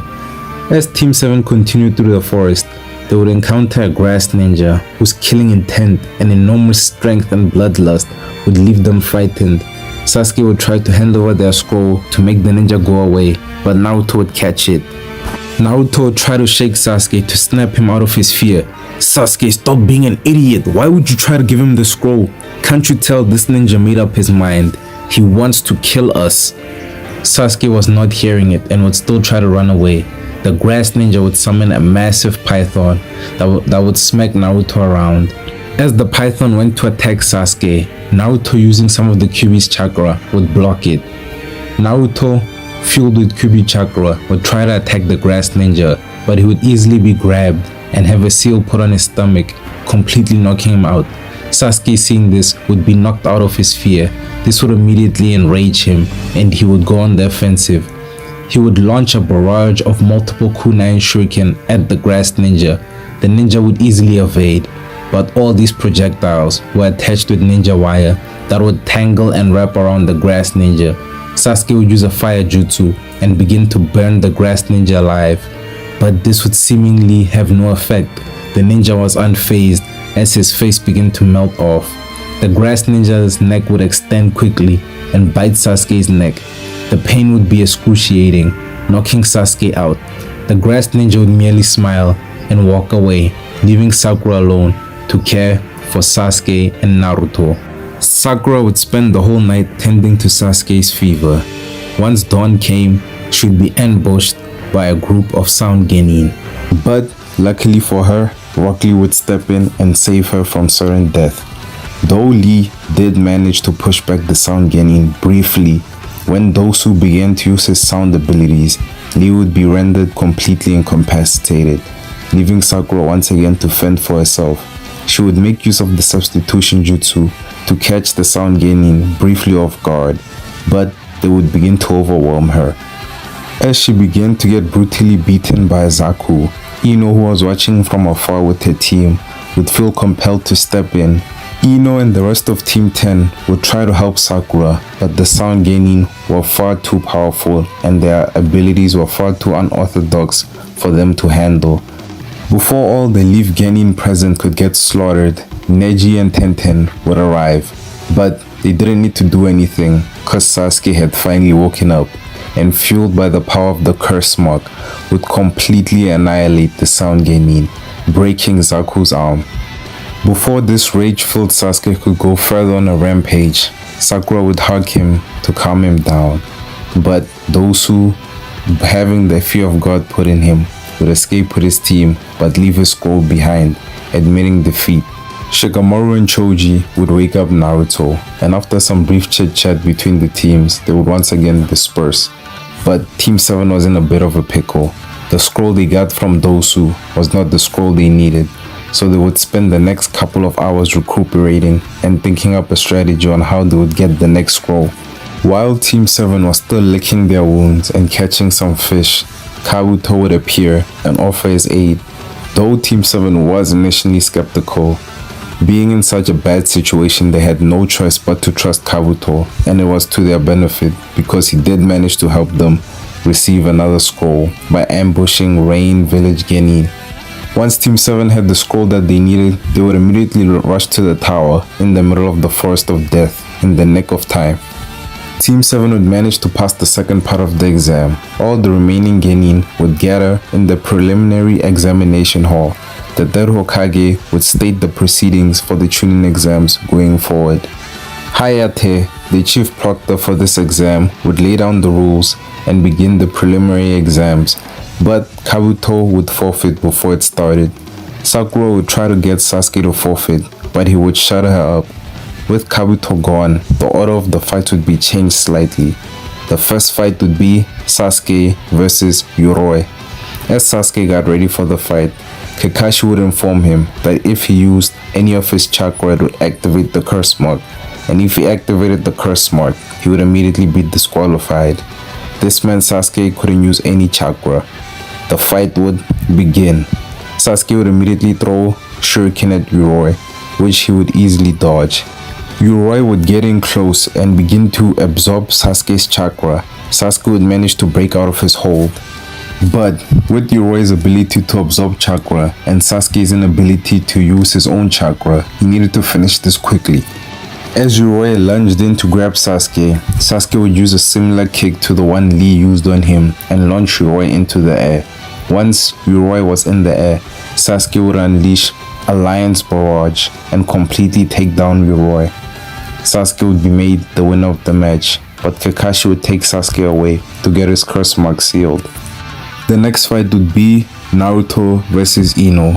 Naruto and Ino would go down to the arena. Damn it, I just had to get Ino. If I kick her ass, she'll never like me. Damn it, I just had to get Naruto. If he kicks my ass, I'll never forgive him. The battle would begin. Naruto would slowly walk towards Ino. Ino, listen, I really don't want to hurt you. Please, just forfeit. Forfeit? You don't want to hurt me? You think so little of me, Naruto? Okay, I'll show you what I can do. Ino would throw shuriken at Naruto, which he would easily dodge. As Naruto kept slowly walking towards her, Ino, knowing that she would be destroyed in hand-to-hand combat against Naruto, would make the famous seal for her clan's mind swap jutsu. All the Jonin present would visibly be concerned. Asuma would scream at Ino not to do it, but it was too late. Ino would find herself in a tranquil field by a lake. Never knew Naruto's mind was so peaceful. It's not. Ino would turn around and be face to face with the Nine Tails. Before it could attack her, she would immediately release the jutsu. Once she escaped Naruto's mind, she would immediately forfeit. Naruto would win his match, but it would be bittersweet once he saw the terrified look on Ino's face. Damn it, she probably thinks I'm a demon now. This damn QB. The next match would be Temari versus Choji. As they entered the arena, Temari would comment on Choji's weight, pissing him off. Once the match started, he would use partial expansion jutsu to take on the appearance of a giant ball shape. He would roll towards Temari, but she would easily dodge and he would get stuck in a wall. Temari would try to hit him with her fan, but it will only bounce off of him. She would then open her fan and begin to use powerful wind jutsu on Choji, viciously slicing his skin, forcing him to resign. The next match would be Dosu versus Kiba. As the fight began, Kiba would use Man-Beast transformation with Akamaru, but the minute they got close, it was over. Dosu's sound attack would severely incapacitate Akamaru, and Kiba was no better off, completely disoriented. It was clear Kiba couldn't continue, and Dosu would win. The next match would be Kankuro versus Misumi. As Kankuro removed the puppet from his back, Misumi would immediately wrap himself around Kankuro. Misumi would try to threaten Kankuro by telling him he would break his neck if he didn't resign, but Kankuro seemed to not care, and Misumi would make good on his threats and snap Kankuro's neck. But it wasn't Kankuro, it was actually his puppet. The puppet crow would begin to wrap himself around Misumi. Now that the shoe was on the other foot, Kankuro threatened to snap all the bones in Misumi's body except his neck, prompting Misumi to resign, and Kankuro would win. The next match would be Kin versus Tenten. Kin would try to use her sound needles jutsu, but Tenten would use an onslaught of ninja tools to badly hurt Kin, leaving her too injured to keep fighting. The next match would be Shino versus Zaku. The fight would start with Zaku hitting Shino with a burst of sound, which wouldn't damage Shino all that much, but as Zaku tried another attack, his arms would be blown off, ending the fight immediately. The next match would be Shikamaru versus Sakura. Shikamaru would not take the match all that seriously, which would anger Sakura. Though she tried her best to fend off his shadow paralysis jutsu, it proved futile and Shikamaru would eventually catch her in it. He would use his environment as a weapon and simply just lean back and use a wall to knock out Sakura, winning his match. The next match would be Hinata versus Neji, and from the beginning it was clear that Neji was out for blood. Neji would use some verbal bullying and psychological warfare, but after hearing Naruto cheer her on, Hinata would have a newfound vigor. But this didn't matter much, as Neji would completely dismantle her in their battle. His gentle fist ability would completely outclass hers, and he would nearly kill her if not for multiple Jonin stepping in. Hinata would quickly be taken to the medical bay. The final match would be between Gara and Rock Lee. Once the match began, Gara would just stand in the middle of the arena, barely even moving. Lee would immediately rush in with a barrage of taijutsu attacks, punches and kicks, and even using a kunai. But Gara's sand would block everything automatically. Lee could not get a single attack through, and he would almost get crushed by the sand multiple times. Seeing this, Might Guy would allow Lee to remove his weights. And once Lee did remove his weights, it would be a completely different battle. Lee's speed would almost double, and he would finally manage to penetrate through Gara's sand and finally hit Gara. But for all the attacks he was landing, it still wasn't enough. Lee would be forced to use the fourth inner gate and begin to pummel Gara into the ground. But Gara would cushion himself with sand, and once Lee was tired, Gara would use his sand to crush Lee's arm and leg, and once Gara tried to finally kill Lee, Might Guy would step in, stopping him. The final match would be concluded and Gara would be the winner. Lee would be rushed to the hospital in critical condition, and with that, the preliminary exams would be over. The third Hokage would announce that the final exam would take place in a month, and the participants would draw numbers to decide their opponent.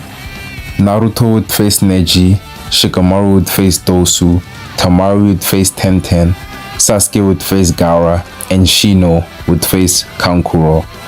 With the matches set, the participants would leave to begin their training. Naruto would immediately rush to the hospital to check on Sasuke, but he would be told that visiting hours were over. Before Naruto could protest and cause a ruckus, Kakashi would step in.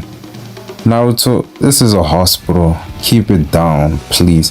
Kakashi-sensei, is Sasuke okay? He's okay, but Naruto, you don't have to say it. I know you're gonna train Sasuke. I mean, you have to. That Gara guy is a true monster. Yeah, it'll be the first time you won't see Sasuke for about a month. Are you okay with that, Naruto? It's not a matter of if I'm okay with it. If it means Sasuke won't die against Gara, then it has to be done. Your opponent is a monster in his own right, Naruto. That Hyuga boy is stronger than you. I can't leave you to go after him. You'll get slaughtered. I got a specialist to help you. Ebusu would walk in. Good luck, Naruto. You're in good hands. Trust me. Naruto would nod as Kakashi walked away. Ebusu would tell Naruto all about the complex theories of chakra control. Even though Naruto couldn't fully grasp what Ebusu was trying to tell him, he would still have a general idea. Ebusu would take Naruto to the hot springs to work on water walking to better improve his chakra control. Naruto would barely get his ankles above the water, but the training was interrupted when Ebusu got knocked out by somebody who was perving on the woman's bath. Naruto would confront this man who just knocked out his tutor. Hey, what do you think you're doing? Knocking out my teacher. Hey, your teacher interrupted important research. Research? Wait. I've seen you before. Where have I seen? You're that bastard who mocked the Uchiha clan. Naruto would try to punch the white-haired man, but the man was surprisingly fast and strong, and he would block all of Naruto's attacks. Damn, he's strong. Who are you anyway? I'm glad you asked, kid. The name's Jiraiya, the most holy hermit sage of Mount Myoboku, known as the Toad Sage. Pleased to meet ya. Whatever, pervy sage. I'll never forgive you for what you said. Mocking my dead family, now that's a new low. I'll forget I saw you. Just leave me alone. Oh, come on, kid. Wait, hold on a second. I meant what I said in a positive way. I wasn't trying to mock anyone's dead family. All I was trying to tell you two is that revenge is natural, but hatred isn't. Hatred kills you inside. I honestly think you should get revenge for what happened, but you should consider what happens after you get that revenge. You get what I'm trying to say? Whatever. I don't want to get lectured from a pervert. Just leave me alone. Oh, alright, kid, listen. You seem like a very caring person with a decent moral compass. There's no need for bad blood between us. How about this? Since I kinda knocked out your trainer, you should have minded his own business, but that's neither here or there. I'll help you with your training. Help me with my training? Damn it, you are kind of strong. Damn it, fine, you're lucky I need the training. If you can help me, we can start on a clean slate. What was that? I said we can start on a clean slate, don't push it. Oh, okay, kid, okay. Great. Go step on the water and let's see what needs work. Naruto would try water walking, but he would just immediately fall through the water. Jiraiya would have Naruto focus his chakra and see the 5-element seal on Naruto's original seal, placed on him by Orochimaru. He would remove it and Naruto would instantly be able to water walk. No way! What did you do to me? Just hit some pressure points, don't worry about it. There's something else we need to focus on though. Have you sensed yet that there's 2 chakras within you? Yeah, I do have 2 chakras, but how do you know about that? You underestimate me, kid. I am a sage after all. Let's just say my sage senses were tingling. Naruto would give Jiraiya a doubtful look, but would ignore it. So yeah, I have 2 chakras. What about it? Can you use them? Not at will, but when I thought my brother died, I was just really angry and that red chakra came out of me. That was the only time I could really ever use it. And twice when I almost died in the forest of death, those were both times I could use it. Well, kid, sounds like you've been busy, but regardless, that'll be our next lesson. I'll teach you how to use that chakra without needing you to almost lose your life. No way, I don't want to use it. Last time I used it, I killed way too many people. I lost control. I don't want to lose control. I don't want to be a demon. Listen, kid, you're not a demon. I already know about that furball sealed within you. For better or for worse, you're stuck with it. Neji, Gara, and even your brother Sasuke all have advantages they were born with. Your advantage is the fox. If you don't use it, that Neji guy will completely outclass you. He might even kill you. Wait, how do you know so much about me? Like I said, I'm a sage. I know a lot of things. I'll help you gain control of that power. Meet me in the forest near here tomorrow morning and we can get started. Naruto would again ignore the fact that Jiraiya seemed to know a bit too much information and just head home. But on his way home, while he was still confused about who exactly Jiraiya was and concerned about Sasuke, he would run into Shikamaru and Ino. He was really nervous about seeing Ino, but he would swallow his fear and talk to the two. Hey, Shikamaru, Ino, how are you two doing? Perfect timing, Naruto. Ino's been meaning to talk to you. I gotta do some chores. I'll see you two later. Shikamaru would immediately leave. Ino, you wanted to talk to me? Yeah, Naruto, Sakura told me about what I saw when we fought. Ino, I can explain. That thing you saw before Naruto could continue, Ino would hug him. I'm so sorry, Naruto. You went through all that. Sakura told me that those bastard villagers hated you, and some of them even tried to kill you as a child. I'm so sorry, Naruto. You don't deserve that. Any of it. Ino's reaction would put Naruto's mind at ease and honestly catch him off guard. Naruto would take a moment to soak in the hug. I thought you would see me differently, Ino.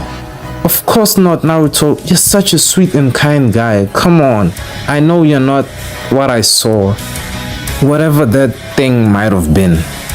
Oh, thank you, Ino. I really needed to hear that. Do you want to join me for dinner? I'm sure my parents won't mind your visit. No, I don't want to intrude on you and your family. Come on, that's not necessary. I'll be fine. No, Naruto, I insist. I'd love to have you over for dinner. Ino would say as she held Naruto's arm. Naruto would have a little blush on his face. Alright, but I can't stay for long. I gotta do some training in the morning. Naruto would head over to Ino's place. Naruto would meet Ino's family and have a rather lovely time. The next morning, Jiraiya and Naruto would start their training.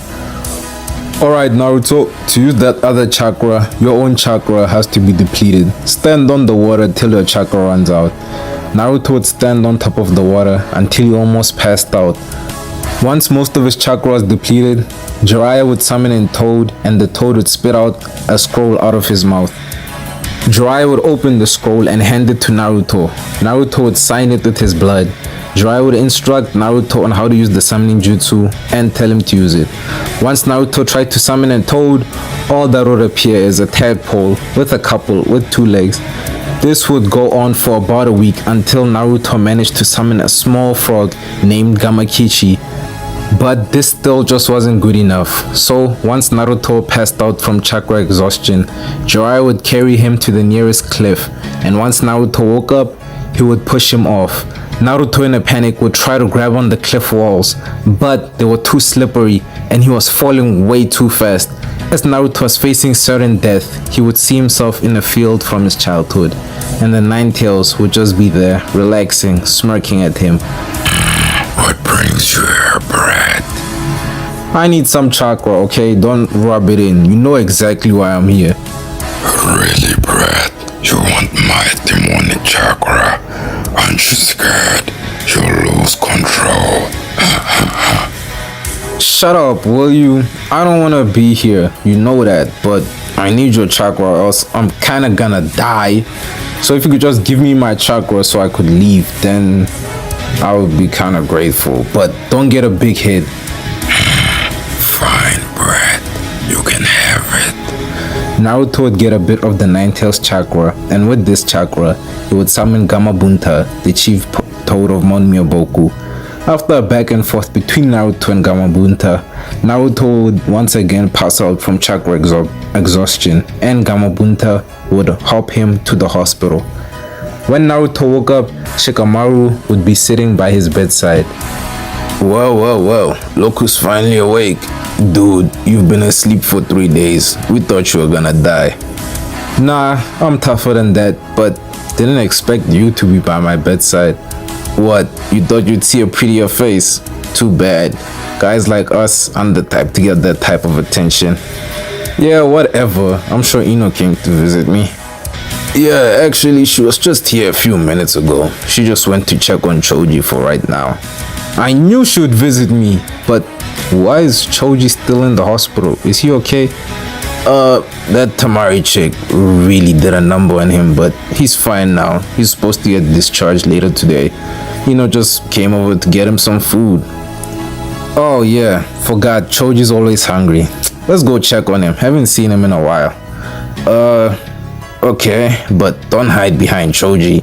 I know you just want to see Ino. Shut up! I want to see them both. Naruto and Shikamaru would head over to Choji's ward, but on the way, they would see Gara trying to kill Lee in his sleep. Shikamaru would use shadow possession, and Naruto would punch Gara in the face. Naruto and Shikamaru would try to talk Gara out of it, but Gara would explain his upbringing and tell them about the demon within him. Naruto, hearing how similar Gara's upbringing was to his own, he would wonder if he was never adopted by the Uchiha, would he have turned out like Gara? But before Naruto could get lost in this thought, Gara's sand would immediately begin to fill up the room. But before Gara could kill everyone, Might Guy would step in, prompting Gara to leave before Guy got his revenge for Lee. The next morning, Naruto would head over to the hot springs to find Jiraiya. "Hey, pervy sage, you bastard, you almost killed me!" "Come on, kid, relax. I could have saved you anytime I wanted." "You're lying. Without the Kyuubi's chakra, I would be a stain on the bottom of that chasm." "But you're not, and now you've opened the door to use the Kyuubi's chakra without being enraged." "That doesn't even matter. The guy I have to fight blocks chakra, remember? He can destroy my organs internally if I get close. What use is it if I can use more chakra, if I still have to punch him and he's gonna block my chakra?" "Oh crap, that's a fair point. Do you have something in mind to beat him? You seem like you have something else on your mind." "I actually do. I need your help to teach me some ninjutsu." "Wind? Wait, don't tell me you already picked up a nature release. Who knew you were a prodigy?"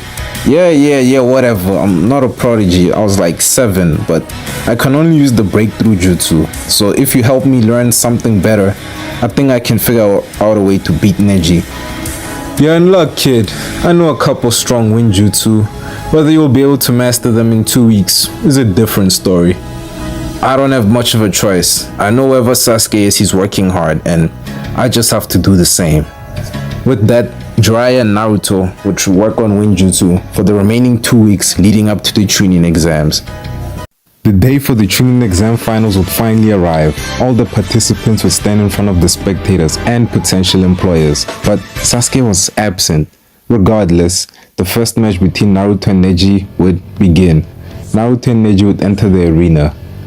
"You should forfeit. The moment you are matched up against me, you are destined to lose. Quit your yapping. Talk is cheap anyway. If you think you can beat me, prove it." "Fine, I'll show you reality." Genma would start the match. Naruto would summon 24 clones to fill out Neji's strength. Neji would effortlessly dispel all these clones. As Neji was about to close the distance on Naruto, Naruto would summon 2 clones, and all 3 Narutos would simultaneously use Wind Style, Great Breakthrough, catching Neji completely off guard and launching him back into the arena wall. Well, it seems I've underestimated you, Naruto. But regardless, however much you try to resist, destiny arrives all the same. Neji would sprint towards Naruto faster than before. When Naruto tried to use his Great Breakthrough again, Neji would change direction rapidly, closing the distance immediately. Naruto's clones would push Naruto out of the way before Neji could close his chakra points. This would give Naruto an opening to finally get some space. At least you're smart enough to keep your distance, but nothing will save you.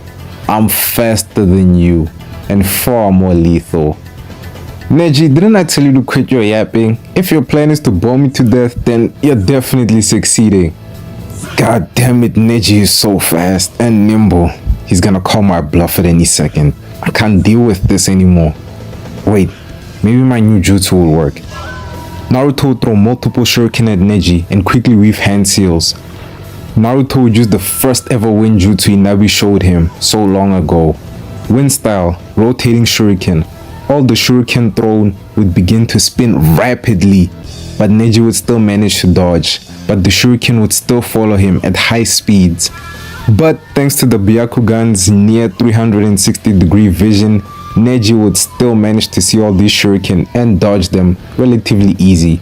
But the high speed, razor-sharp shurikens constantly spinning towards him was a serious problem that kind of needed to go away. This would force Neji to use his clan's most powerful defensive technique, rotation.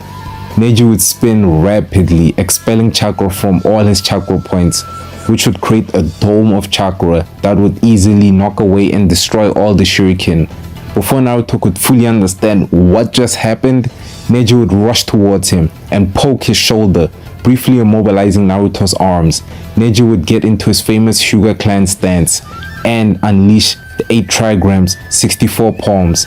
After a barrage of precise and very damaging strikes from Neji, Naruto would find all his chakra network completely blocked. I tried to warn you, Naruto. This is your destiny. Regardless of what you do, you will never defeat me. Lee can attest to this. Nothing you ever try will work against me. Proctor, this match is over. You can call it off now. Nothing is over! Naruto would exclaim as he managed to stand up. Wow, very impressive. You can still stand, but you can't use your chakra. If you continue, I promise I will kill you. I'll never lose to someone who goes around talking about destiny and I'm destined to lose and fate this. You sound pathetic, Neji. What do you know about destiny anyway? Oh, those are some harsh words, Naruto, but believe me, I understand your anger. I felt the same way when I was faced with my own destiny. But since you've lost anyway, I might as well enlighten you before I finish you off.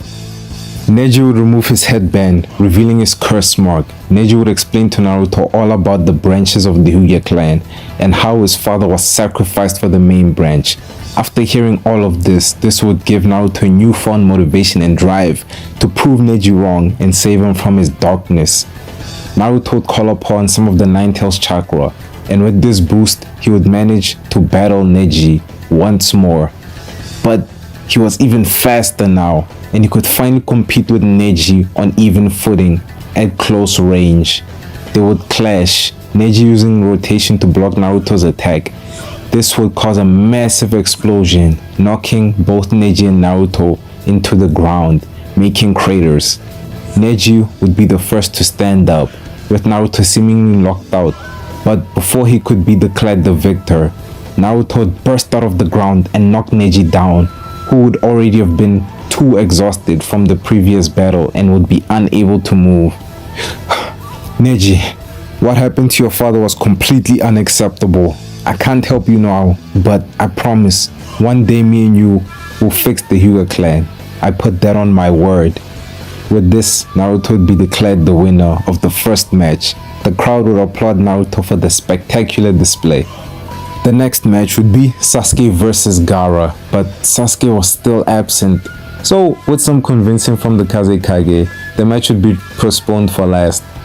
The next match would be Konkuro versus Shino, but Konkuro would just immediately resign before the match even really began. So the next match would be Temari versus Tenten, which unfortunately is just completely one-sided. There's nothing really that Tenten can do, even with preparation to Temari. Temari would just beat Tenten around a little for fun, but then just knock her out, winning the match. Next would be Shikamaru versus Dosu, and before Shikamaru could forfeit, Naruto would push him into the arena. Dosu would immediately begin to tag Shikamaru, not giving him any chance to forfeit. Shikamaru would just barely manage to dodge out of the way of Dosu's attacks and would try to use his shadow possession, but Dosu would also manage to dodge. The only problem with this fight is that Dosu only knows how to use close range attacks. Even taking into account using shurikens, Shikamaru is not interested in fighting. Dosu has to keep him in the fight or Shikamaru is gonna forfeit. Dosu wants to kill somebody, Shikamaru wants to forfeit. So Dosu has to stay close range to keep Shikamaru in this fight. It would be a back and forth between Shikamaru using his jutsu and Dosu dodging, but Shikamaru had a plan. After luring Dosu to a specific spot, Shikamaru would use the tunnel made by Naruto to catch Dosu completely off guard and catch him in a shadow paralysis, and Shikamaru would use this opportunity to resign to the chagrin of the crowd. Naruto would not be happy and would go down to the arena to scold Shikamaru on resigning, but it would be interrupted when a sudden mini blizzard of leaves would appear in the middle of the arena. Sasuke and Kakashi would arrive. Look who finally showed up. Well, Naruto, it's been a while. Hope you haven't been too lost without me. You wish. I was just fine. By the way, I won my match. You better win yours. I only want to fight you in the semifinals. Just to watch my match, and you'll probably regret those words. Gara is child's play. Gara would make his way into the arena. Child's play, you say? I'll have your blood, Uchiha. Everyone besides Gara and Sasuke would leave the arena. The fight would begin, and Sasuke would throw multiple shuriken at Gara, which his sand would easily catch. Sasuke would then proceed to use taijutsu instead, and with speed and skill almost equal to that of Lee, would land multiple hits on Gara. But at this point, Gara was unstable, and talking about his mother, Gara would form a sand dome around himself. This would give Sasuke an opportunity to use his new jutsu. Sasuke would walk to the arena wall and begin to charge a massive amount of lightning chakra into his left arm. Sasuke would then charge at Gara at blinding speeds and would manage to pierce his dome and even hit Gara, making him wail in pain. Sasuke would just barely manage to get his hand out of the sand dome using Chidori to free himself. Sasuke would briefly see a creature in the hole he made until the dome fell apart and it revealed Gara with a bloody shoulder. The spectators in the arena would begin to be put under a genjutsu. The third Hokage would be dragged to the arena roof by the imposter fourth Kazekage. This would all start the Sound Village and Sand Village's plot to crush the Leaf Village. Enemy shinobi would begin to flood the Chunin exam arena, attacking any and every ninja who resisted the genjutsu. Gara would be hurt and having a mental breakdown and would be unable to transform. Temari and Kankuro would take Gara away. Genma would instruct Sasuke to chase after them. Kakashi would instruct Sakura, who managed to also resist the genjutsu, to wake up Shikamaru and Naruto and go help Sasuke. He would summon his dog and the four would head after Sasuke. As they were on their way to Sasuke, 9 sound ninja would be tailing them. Shikamaru would volunteer himself to face the ninja to buy time for Naruto and Sakura to rush and go help Sasuke. They would make it just in time for Naruto to kick away a partially transformed Gara who was about to crush Sasuke. Gara would easily knock away Naruto and still go after Sasuke, who was out of chakra and partially paralyzed by the curse mark. Sakura would try her best to intercept Gara and stop her from attacking Sasuke, but she would get blasted by Gara's sand into a tree. This would completely piss off Naruto. His attacks were useless, and Gara only kept getting stronger and stronger, transforming more and more into Shikaku. Naruto would even try the summoning jutsu, but only managed to summon Gamakichi. Left with absolutely no options, Naruto would be forced to use some quick thinking. He would summon about 6,000 clones. He would even take a page out of Sasuke's book, but instead of using the Lion's Barrage, he would use the Uzumaki Barrage, pummeling Gara. But before Naruto could deliver that finishing blow, Gara would take on the complete form of Shikaku, the Sand Spirit, and Gara in this form was about to crush Naruto with his sand. Naruto, left with no options, about to die, would manage to channel the Nine-Tails chakra, reluctant to face Shikaku. I mean scared, honestly. It's a tailed beast. I understand, nobody really wants to face a tailed beast. But Gamakichi would manage to convince his dad to face Shikaku, and so Gamabunta would. Gamabunta would use his sword to slice off Shikaku Gara's arm.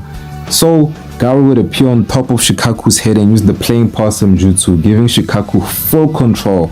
Shikaku would fire off multiple wind bullets. Gamabunta would try using water bullets to try and block them, but the one would land, greatly injuring Gamabunta. It was clear Shikaku was gonna be a big problem, so they needed to wake up Gara.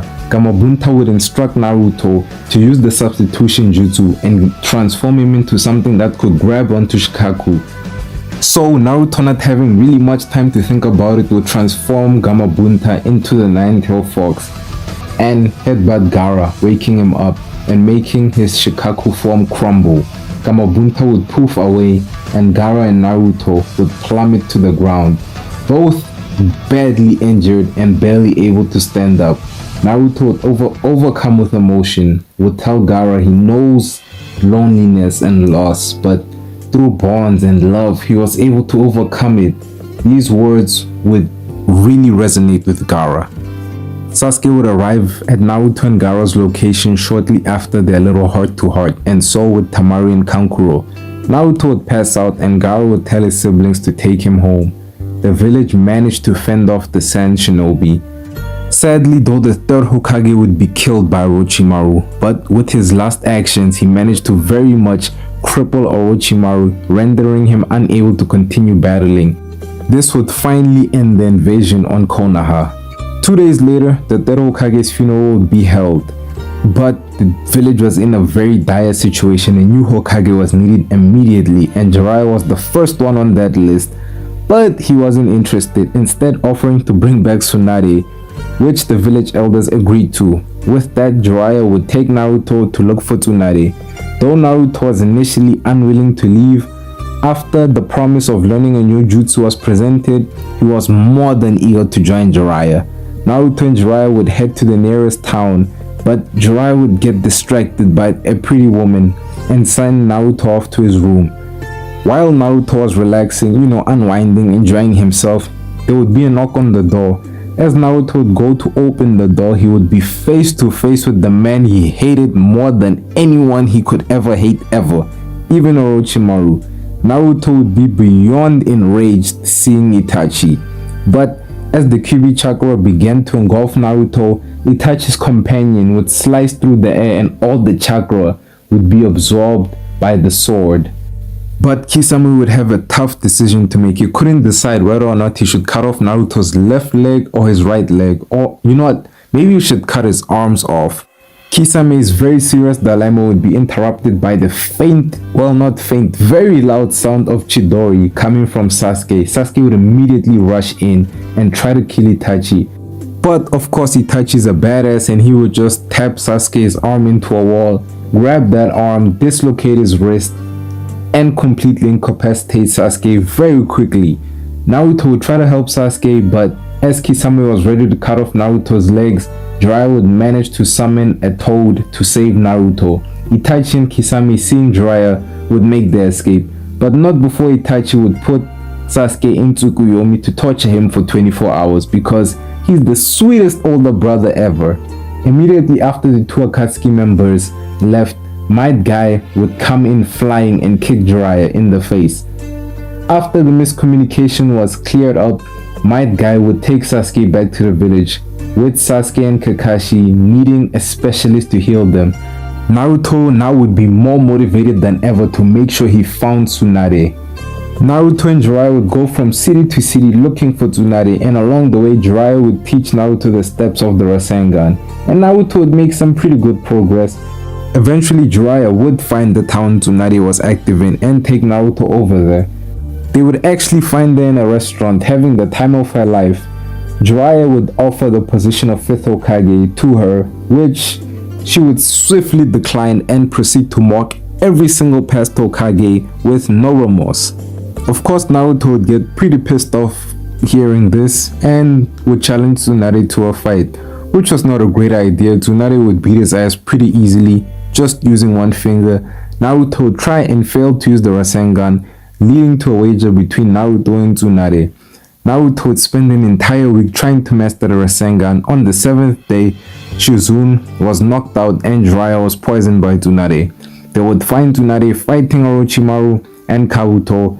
Naruto would master the Rasengan and defeat Kabuto, helping Tsunade conquer her hemophobia, but would pass out from a lot of internal damage caused by Kabuto. The three-way deadlock would still happen and Orochimaru would escape.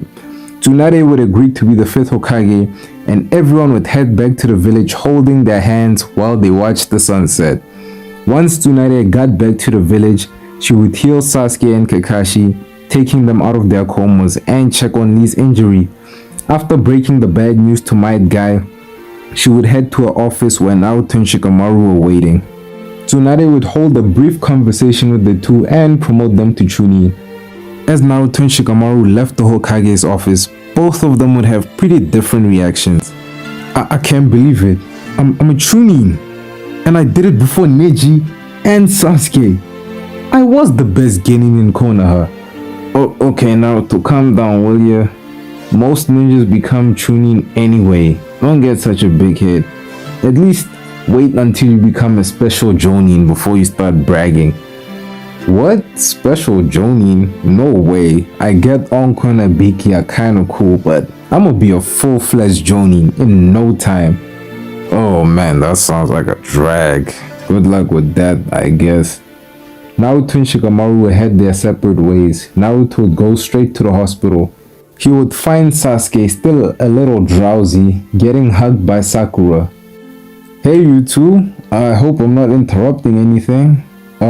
Sorry I'm late, Sasuke. I had to handle a couple things.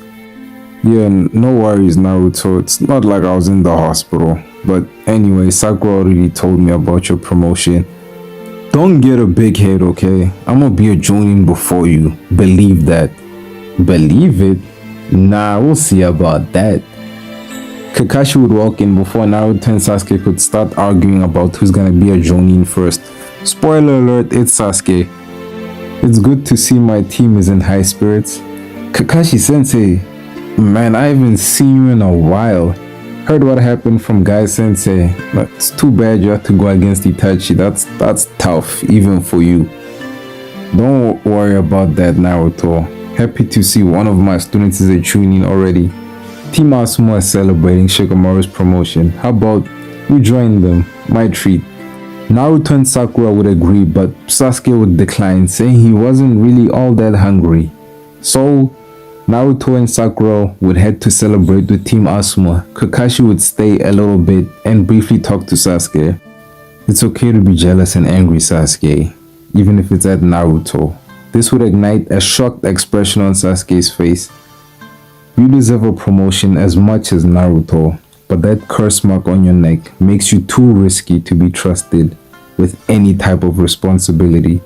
Until we get it removed, I don't see you getting promoted anytime soon. Sasuke would remain silent. To be honest with you, Sasuke, I'm still not feeling quite 100%, but don't worry, we'll start training first thing tomorrow. From what the nurses said, we're okay to be discharged. Make sure to go home and get some rest. Kakashi would leave, but Sasuke would be furious. The curse mark means I can't be trusted? Bullshit! Naruto has a demon within him and he's trusted. I know I'm weak, Kakashi. There's no need to lie to me. Sasuke would be hit with a sudden headache and begin to have visions of Itachi and begin to even faintly hear Itachi calling him weak. Get out of my head, Itachi! Sasuke's curse mark would begin to throb slightly. This damn curse mark. I need to get some rest before I kill someone. Later that night, Sasuke would head home, but he would get ambushed by the Sound Four before he even got there. Sasuke would try to put up a good fight, but they would end up manhandling him and proceed to bully him into leaving the village. In all fairness, Sasuke had to fight 4 people at the same time, but he still lost and Sasuke doesn't like to lose. So he would pack his bags and make his way out of the Leaf Village. Early the next morning, as Naruto headed home at around 4 a.m., he would find Sasuke is not there. He would rush to the Hokage's office immediately. Naruto would find Tsunade sleeping at a desk and inform her that Sasuke was not within the village, assuming that Orochimaru likely kidnapped him. With most ninjas not within the village, a team of Neji, Choji, Kiba, Shikamaru, and Naruto would be assembled, and they would go out to retrieve Sasuke. The Sasuke retrieval team would go out and look for Sasuke, but they would encounter the Sound Four. They would eventually split up and have their own individual battles. Naruto would eventually be face to face with a reborn Sasuke at the Valley of the End. Stop running, Sasuke! I'm sure Granny will forgive you. It's not too late. Come back to the village. Naruto, I left to gain power. I'm never coming back to that pathetic village. Join me. Leave those fools in the village behind. They hate you anyway. Have you lost your mind? Orochimaru killed the 3rd Hokage. I'd never join him. Neither should you. Enough talk. If you don't want to join me, then you will die. Sasuke would begin to attack Naruto, and Sasuke would outclass Naruto in all areas, strength and speed, but the punches hurt far less than what Sasuke was saying. Sasuke, you're my brother. Why are you doing this? Shut up. I have one brother. You're just an unwanted freak. You've held me back this entire time. I'm done playing ninja with you. I've gained unimaginable power. Sasuke, how could you say that? How could you What is this curse mark doing to you, Sasuke? The curse mark has done nothing but grant me everything that I want. Naruto, I'm giving you one last chance. Join me. Join you? Sasuke Orochimaru wants your body. What's the purpose of power if you can't even use it for yourself? Well, that's a small price to pay for vengeance. As long as Orochimaru kills Itachi, I don't care.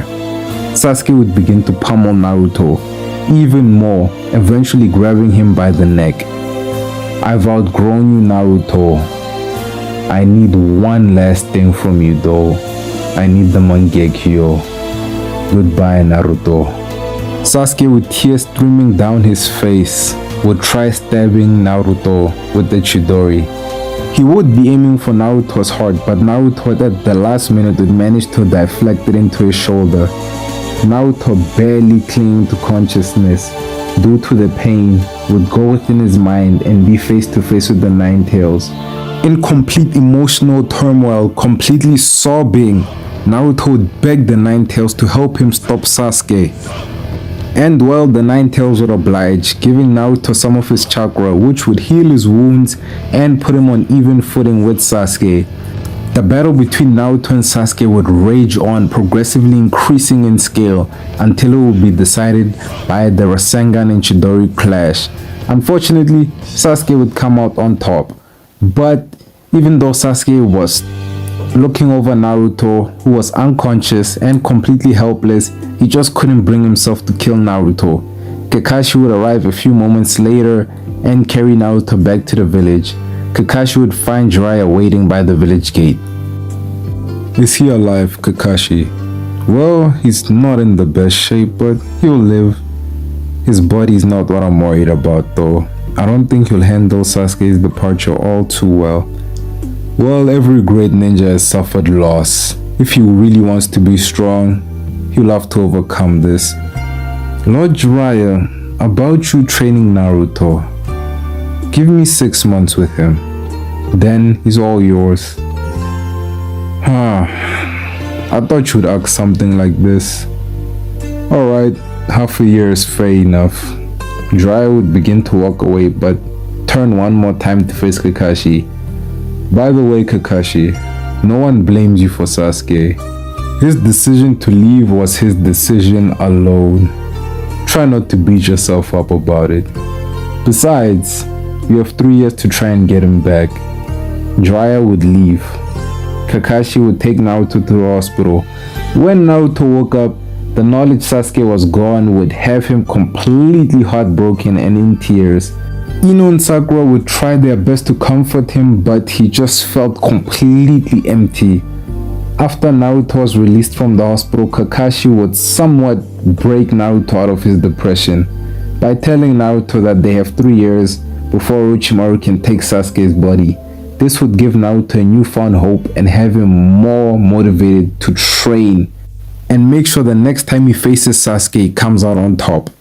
With Naruto being a Chunin and Sasuke now gone, Sakura would be put on Team 10, which had an empty slot due to Shikamaru's promotion. Kakashi would help Naruto polish his physical strength and even have him climb a cliff with one hand. After 3 months, Naruto's taijutsu would greatly be increased and his overall strength would be better, as well as all his basics. Sakura, fearing being left behind, would begin training under Tsunade and Kurenai. She would work herself to complete exhaustion. She never wanted to ever feel helpless again. With a month left until Jiraiya's return, Kakashi requested for Naruto to join him on one of his A-rank missions, seeing as how Naruto hadn't gone on any real missions since Sasuke's departure. Tsunade would be skeptical he was ready, but she would allow him to join Kakashi on the mission, so Naruto and Kakashi would head off to the Land of Iron. Kakashi-sensei, I know you're trying to help me deal with this Sasuke leaving, and I really appreciate the support and all. But Did I really have to tag along in the middle of a frozen tundra? You could have at least told me to bring a jacket. Well, Naruto, I thought you would love leaving the village for a bit. Besides, you're already wearing a jacket. Why would I tell you to wear another one? Yeah, leaving the village, that's super cool. But you could have at least told me to bring a warmer jacket. Naruto would have flashed back to Tsunade's office. Naruto, Kakashi specifically requested you for this mission. All you have to do is head to the land of the samurai and retrieve a special sword. Listen to Kakashi and don't interfere with anything he does. Okay, special sword. That's a very detailed description. Thanks, Granny. Is there anything I should bring on this mission specifically? No, you don't really need to bring anything, Naruto. Just listen to Kakashi and you'll be fine. Okay, cool. Land of the samurai. Let's go! Naruto and Kakashi would eventually make it to the Three Wolves Mountains, where the samurai would escort them to meet with Mifune. To be honest, Naruto would be a bit surprised. He thought Kakashi and Tsunade were joking when they said the land of the samurais. He's never actually seen samurais before and he thought they were kind of a myth. But things would go fairly smoothly regardless. Mifune would hand over a scroll containing Shibuki, which was one of the 7 swords of the mist, specifically the explosion sword. Before Naruto and Kakashi left, Mifune would give them some vital piece of information. Copy Ninja Kakashi. I doubt many would try to ambush you, but I feel in the interest of our nation's good relationship that I should inform you that the Cloud Village was very interested in that sword, but we refused. Please do be careful on your way home. Kakashi would simply nod in approval and leave with Naruto. Well, Naruto, it seems we'll be targeted, specifically by the Cloud Village. This mission might become S-rank rather quickly. Stay sharp. What exactly is so special about this sword that a village is going to attack us over it? Well, the information shouldn't really matter to you, but if you must know, it belongs to one of Zabuza's deceased buddies. It's called Shibuki, the explosion sword. The mist is having many internal conflicts, so their swords are being stolen left and right. Truth be told, Naruto, back in the land of waves, if I had taken the executioner's blade from Zabuza's grave, I likely would have made a lot of money from it, but some things are more important than supreme loyalty to your village. Really? Like what? Well, teaching my students not to be soulless and greedy. That's one. As Kakashi and Naruto were on their way back to the Leaf Village, Kakashi would sense a shinobi tailing them. Naruto, stay calm. There's a ninja following us. Make as many shadow clones as you can. Run in every direction. I'll handle the rest. Kakashi would immediately throw a smoke bomb on the ground, triggering the Cloud Ninja to make his move. Before he could interfere, hundreds of shadow clones would appear from the smoke and run in every direction, each of them holding an identical clone of the scroll that he wanted. I should have known sneaking up on the copy ninja was a lost cause. Oh well. Storm release, laser circus. Hundreds of beams of light would scatter in every direction. Kakashi would dodge a few that were aimed at him, but it was clear he was not the primary target, and all these beams were following all of Naruto's shadow clones with terrifying accuracy. Kakashi had to interfere before Naruto was killed. Kakashi would use Earth Release to knock Deidara off balance and get his attention. Crap.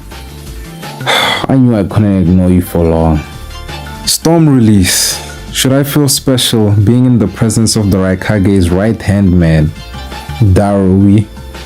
Yep, that's me. Didn't think I was famous. Regardless, the Raikage really wanted that sword. And yeah, the reason I couldn't get it. So, I really can't let that slide. Kakashi would pull up his headband and reveal the famous Sharingan. Both Kakashi and Darui would quickly weave hand seals. Lightning style, lightning beast tracking fang. The two lightning attacks would clash, but the Black Panther would bite straight through Kakashi's wolf, forcing Kakashi to use Raikiri to slice it apart. Black lightning, very powerful. I'm glad I got a good look at it. It's been fun, but I have to complete my mission, Darui. Complete you ain't going anywhere. You stopped me from getting that sword. Either I bring your body back to the Raikage or I bring that sword back. And I don't see any swords. Surprisingly, Kakashi would just charge directly at Darui. And of course, Darui would just grab the sword from his back and slice Kakashi in half, but would immediately get electrocuted as Kakashi's lightning clone was dispelled. Damn, that hurts. Fuck, I should have known. Oh yeah, you're good, copy ninja. Damn it, the Raikage is gonna be so pissed. He wanted that sword. Oh, why did he send me on this mission? God damn it. I'm just gonna blame B for this one. Meanwhile, near the border to the Leaf Village, two Naruto clones would be sprinting back to the Leaf Village, but one would dispel, revealing that it was Kakashi. So Kakashi sensei, did you defeat him? Not quite, Naruto, but he's no longer a concern. Naruto and Kakashi would head back to the Leaf Village and hand over the sword to Tsunade. But Kakashi would immediately be sent on another mission, this time an S rank 1, and Naruto would not be allowed to tag along. With Tsunade back to giving Kakashi missions, his training with Naruto would be completely put on hold. Naruto would be forced to go home, but he would be completely dreading it. All being home did was remind him of Sasuke, so he would spend most of his time going out with Ino, and with the money he made from the mission with Kakashi, he had just enough to take Ino out on a couple dates. Eventually, Naruto was given his first mission as a squad leader. He would take Ino, Neji, and Shino along with him. He was given a simple border patrol mission. The squad would have a relatively easy time beating up a couple bandits. They would set up camp. Shino and Neji would head to bed fairly early, leaving Naruto to talk with Ino all night. Naruto, I really enjoy spending time with you, but I'm kinda worried about you. I never see you go home, and if you're not with me, I hear you're training, and I don't understand why you just don't go home. What's wrong, Naruto? Yeah, of course I have to stay sharp. I mean, I'm a Chunin after all. If I stop training, I'm gonna lose my edge. Yeah, Mr. Chunin, but you know what I mean. You have to go home at some point. I can't. I get no sleep. All I think about is that day and how I lost the only family I had left. Ino would grow a bit of a saddened expression and hold on to Naruto's arm. Don't worry, you still have me. This would really make Naruto feel better. There's something I have to tell you. Wait, Naruto, we're a bit too young to get married. Actually, I'm leaving for 2 years. Ino would be in shock. What? 2 years? When? After this mission? I didn't want to stress you with the details, but some bad people are kinda after me and I need to train a lot harder. So I'm gonna leave the village and train with Pervy Sage. Ino would barely be able to understand the information she was just given. First of all, Naruto is leaving and people wanna kill him. Ino would just spend the whole night asking Naruto a bunch of questions, and Naruto would just vaguely answer them, not wanting to stress out Ino. After 2 days, the mission would be completed, and before Naruto even entered the village, he would find Jiraiya waiting outside the gate. Hey there, Naruto. Oh, is this the blonde girl you told me about? The one you said you're madly in love with? Naruto's face would turn very red. She looks like a keeper. Hope you said your goodbyes. You have 10 minutes to pack your stuff. The mood would instantly grow serious. Even though Neji and Shino tried to sleep, they couldn't really avoid hearing Naruto and Ino's very loud conversation over him leaving. The team would head back into the village.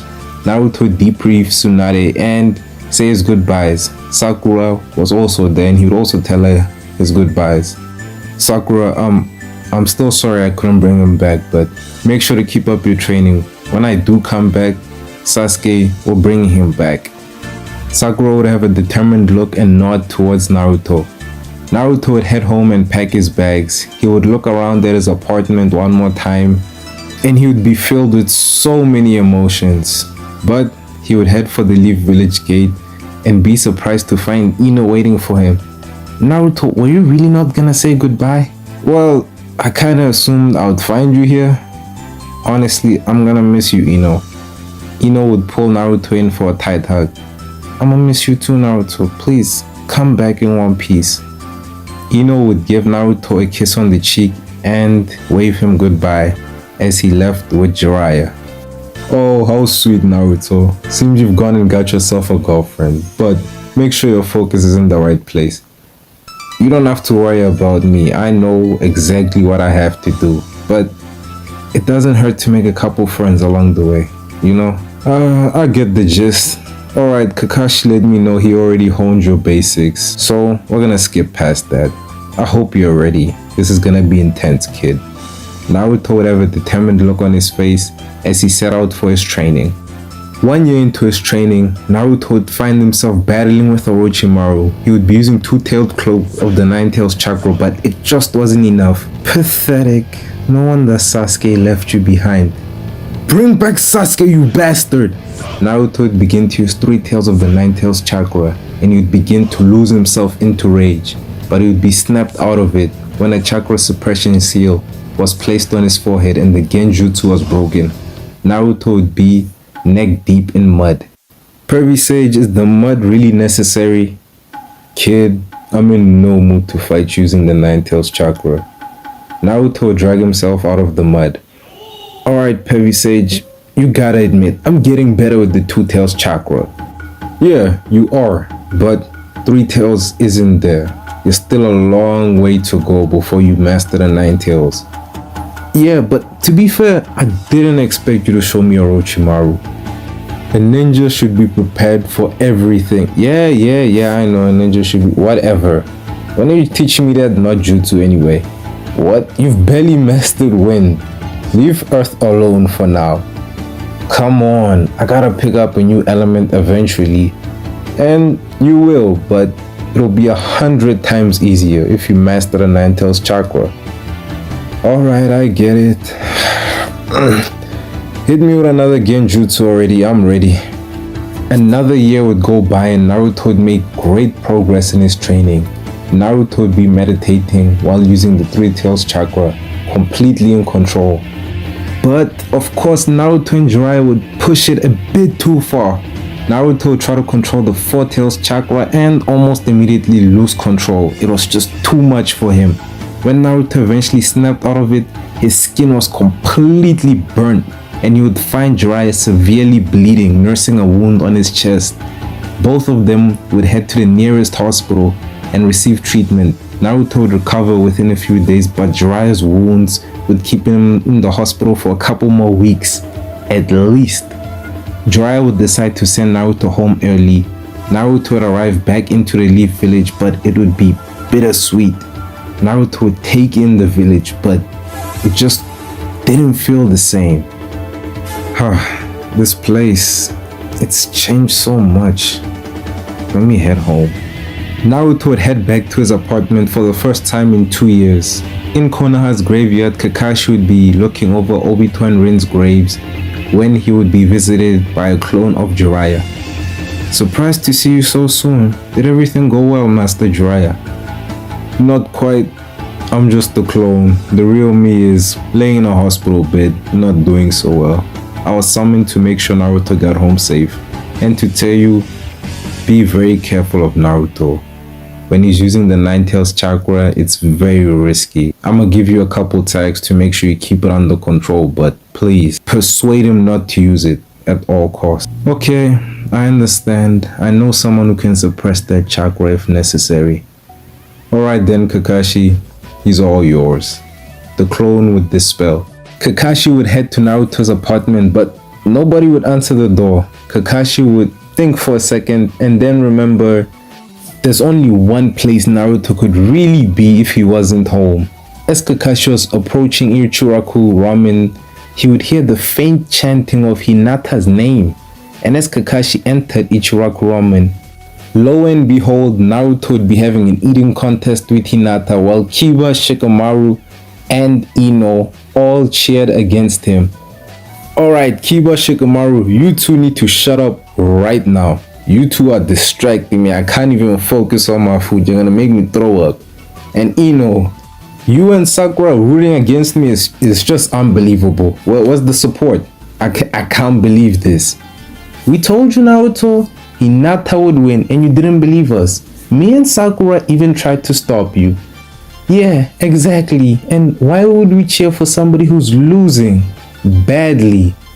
Whatever, I'm gonna win. Just watch this. Let me lock in. Well, it's nice to see all of you having some fun. Everybody would turn to face Kakashi. Oh, Kakashi Sensei, how have you been? I was actually looking for you, but then I got a little lost on the way and ended up here. Very funny, Naruto, but no worries, I was just gonna bring you here anyway. I'll just leave you kids to have your fun. We'll talk properly tomorrow, Naruto. Whoa, wait a minute, Kakashi Sensei.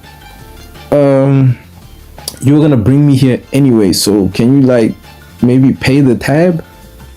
Well, no, I can actually not pay the tab, Naruto. Come on, Sensei, pretty please.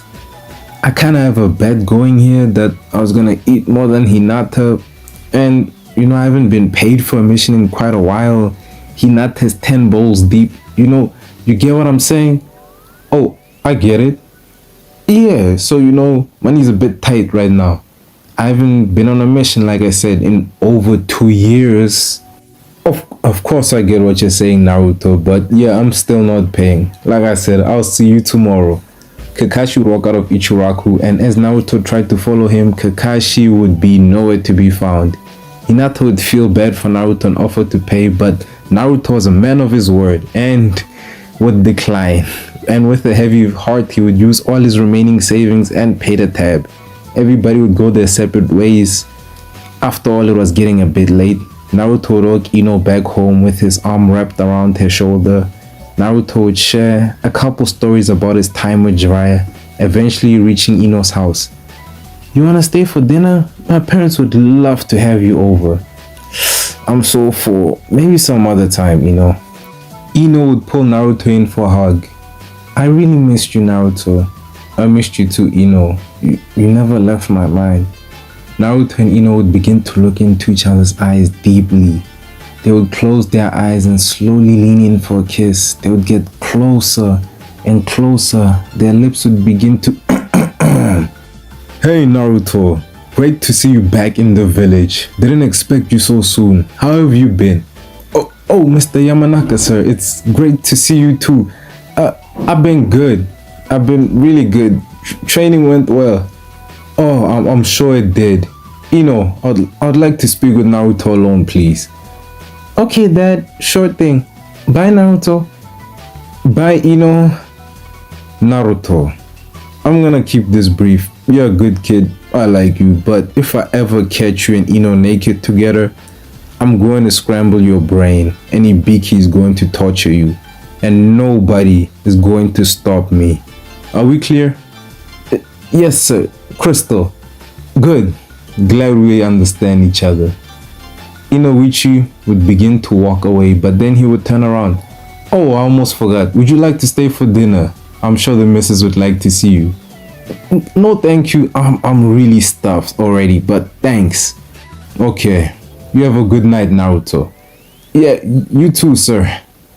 Inoichi would walk back into his house. Naruto would have a massive smirk on his face.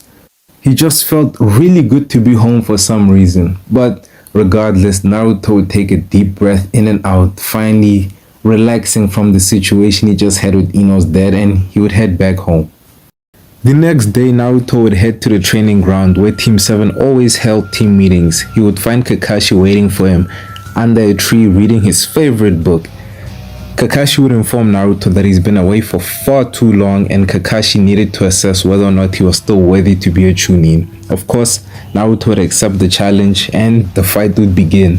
Naruto would begin to stretch as Kakashi closed his book and raised his headband. Naruto would close his eyes and take in a deep breath as he used a little bit of the Nine Tails chakra. Naruto would use wind style Beast Wave, Gale Palm, Naruto's arms would begin to be covered in wind chakra, taking the shape of massive claws. Naruto would launch this attack at Kakashi. The wind would begin to cut through the ground, leaving claw marks. Kakashi would quickly weave hand seals and use a massive mud wall, but the jutsu would tear straight through it and destroy the surrounding trees behind Kakashi as well, carving into the ground. Kakashi would be nowhere to be found, but there would be a hole in the ground where he last was. Naruto, remembering many years ago when he first fought Kakashi, would be waiting for arms to pop out of the ground and for him to be dragged into it, but nothing would happen. So Naruto would run into the forest and search through the trees, and he would find Kakashi sitting on top of a branch reading his book. Naruto would pull out the kunai and immediately rush in to attack Kakashi, but Kakashi wouldn't even react.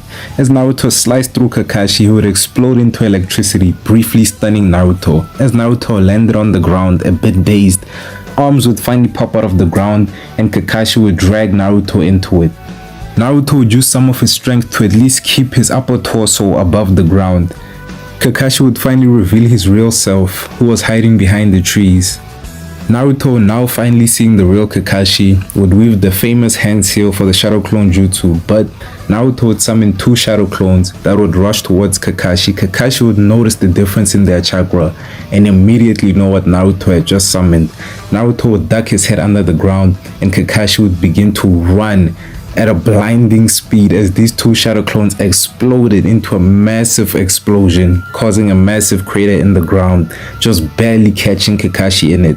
Kakashi would still be a little bit dazed and laying on the ground, but before he could fully be adjusted to what just happened, Naruto's clone's hands would pop out of the ground and begin to grab onto Kakashi's body as multiple Naruto clones popped out of the ground and began to rush at Kakashi. So Kakashi, being left with no options and needing something to rescue him dearly, began to emit purple lightning from his body, which would dispel the clones, and he would begin to focus this purple lightning into his hand and begin to slice through the clones that Naruto sent after him. Kakashi would rush towards what seemed like the real Naruto and hold his purple lightning to Naruto's throat, asking him whether or not he gives up.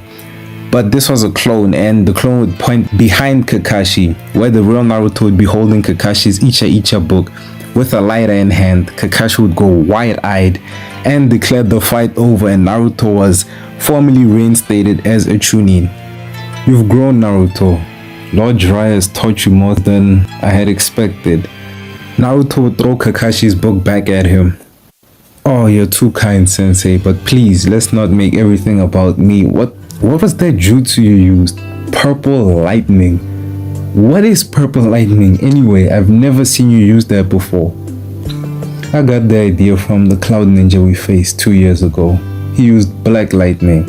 Unfortunately, that's a bit too difficult to replicate, so I made my own variant. Damn, that's awesome. Can you teach me that? I mean, it's not impossible, Naruto. I could potentially teach you.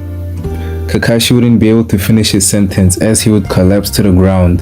Naruto would be very panicked and try to wake up Kakashi-sensei, but he was out cold. Naruto would carry Kakashi to the hospital. The nurse would tell him that Kakashi was chakra exhausted, but he would be fine. Naruto was relieved but a bit sad that another sensei ended up in the hospital because of him. To get his mind off of all of those things, Naruto would hang out with his friends a bit more. He would even manage to convince Tsunade to go drinking with him by buying her favorite whiskey. But after a couple days, Naruto would finally be assigned a mission, and it would be a big mission, his first S-rank mission. His mission was to track down Orochimaru's bases and potentially rescue Sasuke, but the main mission was to track down Orochimaru's bases and destroy them, crippling Orochimaru's influence around the nations. Since Orochimaru had a lot of connections within the Leaf Village, Tsunade couldn't really risk giving Naruto a big team for this. So Naruto would go on this mission alone, but he would eventually be backed up by Jiraiya once they rendezvoused at a certain location. Even though Naruto had only been home for about 5 days or so, he was being sent on another mission that would take up months of his time, and he would be away from the village, away from his friends. But since Naruto really wanted to find Sasuke, he would have no choice but to take on the mission. After a couple weeks, Naruto had managed to rendezvous with Jiraiya, who had already set up camp for the night. Good to see you all healed up, Pervy Sage. You had me really worried for a while. I thought you might leave this world. Kid, no need to worry about me. The strongest ninjas have tried to kill me, and they've all failed. A couple scratches from you won't do much. Well, I'm still glad to see you're okay, but I do have a question for you. I've been thinking a lot lately, but I was wondering, why did you leave the village? What do you mean leave the village? I'm still a part of the village. I'm still doing a lot of S-rank missions for the village. The type of missions that the village doesn't want to be linked back to, but I'm very much still a part of the village. Yeah, I know, but you spend years away from the village. Don't you miss it? To be honest with you, Naruto, not really. Besides Tsunade, everyone and everything I used to love about the village is gone. It's my home, yes, but whenever I stay too long, I'm reminded my home has changed. You know, it's funny you say that, Pervy Sage. That's exactly how I felt when I came back to the village. I don't know, I felt kind of crazy, but the village just feels different. The people I know are still there and the buildings are the same, but I just get this feeling. It doesn't feel like home to me anymore, and I don't know why. Whoa, Naruto, slow down now. Don't tell me you want to go rogue. I don't want to have to hunt down my student and Orochimaru now. No, rogue. I don't want to go rogue. I'm just saying that whenever I become a Jonin, I kind of want to be like you in a way. Not a pervert. I just want some space away from the village to maybe write books myself, or just enjoy my life a bit more away from the village. I'll do the difficult missions, but I don't really want to stay in the village. I don't know why. I want to explore a bit. I kind of get that, but don't say this around any other Leaf ninjas. They might not take too kindly to you saying you want to leave the village. Might be misinterpreted as treason. Just keep this to yourself for a little bit.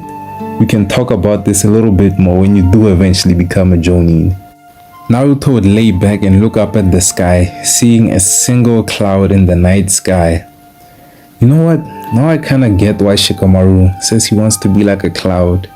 The cloud looks so free. It's enviable. Anyway, I should probably get some sleep. Have a long mission ahead of me. After 7 months of only finding abandoned and booby-trapped bases, Naruto would finally manage to stumble upon one of Orochimaru's bases that still had one of his subordinates managing it. The person who would be managing this base would be Karin Uzumaki. Naruto would infiltrate the base and quickly realize that the person who looks like a normal human being and doesn't look all mutated and weird is probably the person in charge, so he would kill all the mutants. He would seal a couple of them and tie up Karin and send her back to the Leaf Village, formally completing his mission.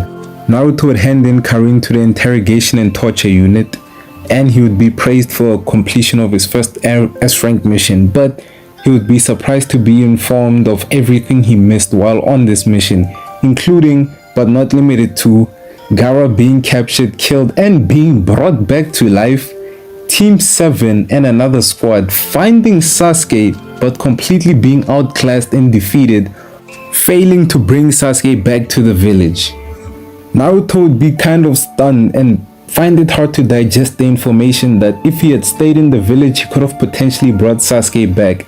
But having Karin means he'll definitely get his chance to track down Sasuke. Ibiki would be kind of sad because Karin just told them everything they wanted to know relatively quickly. He didn't really get to torture her all that much. Naruto would head over to the hospital to check on Kakashi, who was in the hospital again but had just gotten released. Hey Kakashi sensei, you know, for probably the most powerful ninja in the village, you're pretty fragile. Yeah, I know Naruto, I'm working on that, but while I was in the hospital, my mind was still hard at work. I'm gonna be honest with you, Naruto. You and Sasuke's strength currently, from what I've heard, is fairly close. But the last time it was close, you lost. The Sharingan just gives him a certain edge that you can't match unless you completely outclass him in strength. But if what I'm thinking of works, you won't just outclass Sasuke, you'll outclass me and everyone else in this village.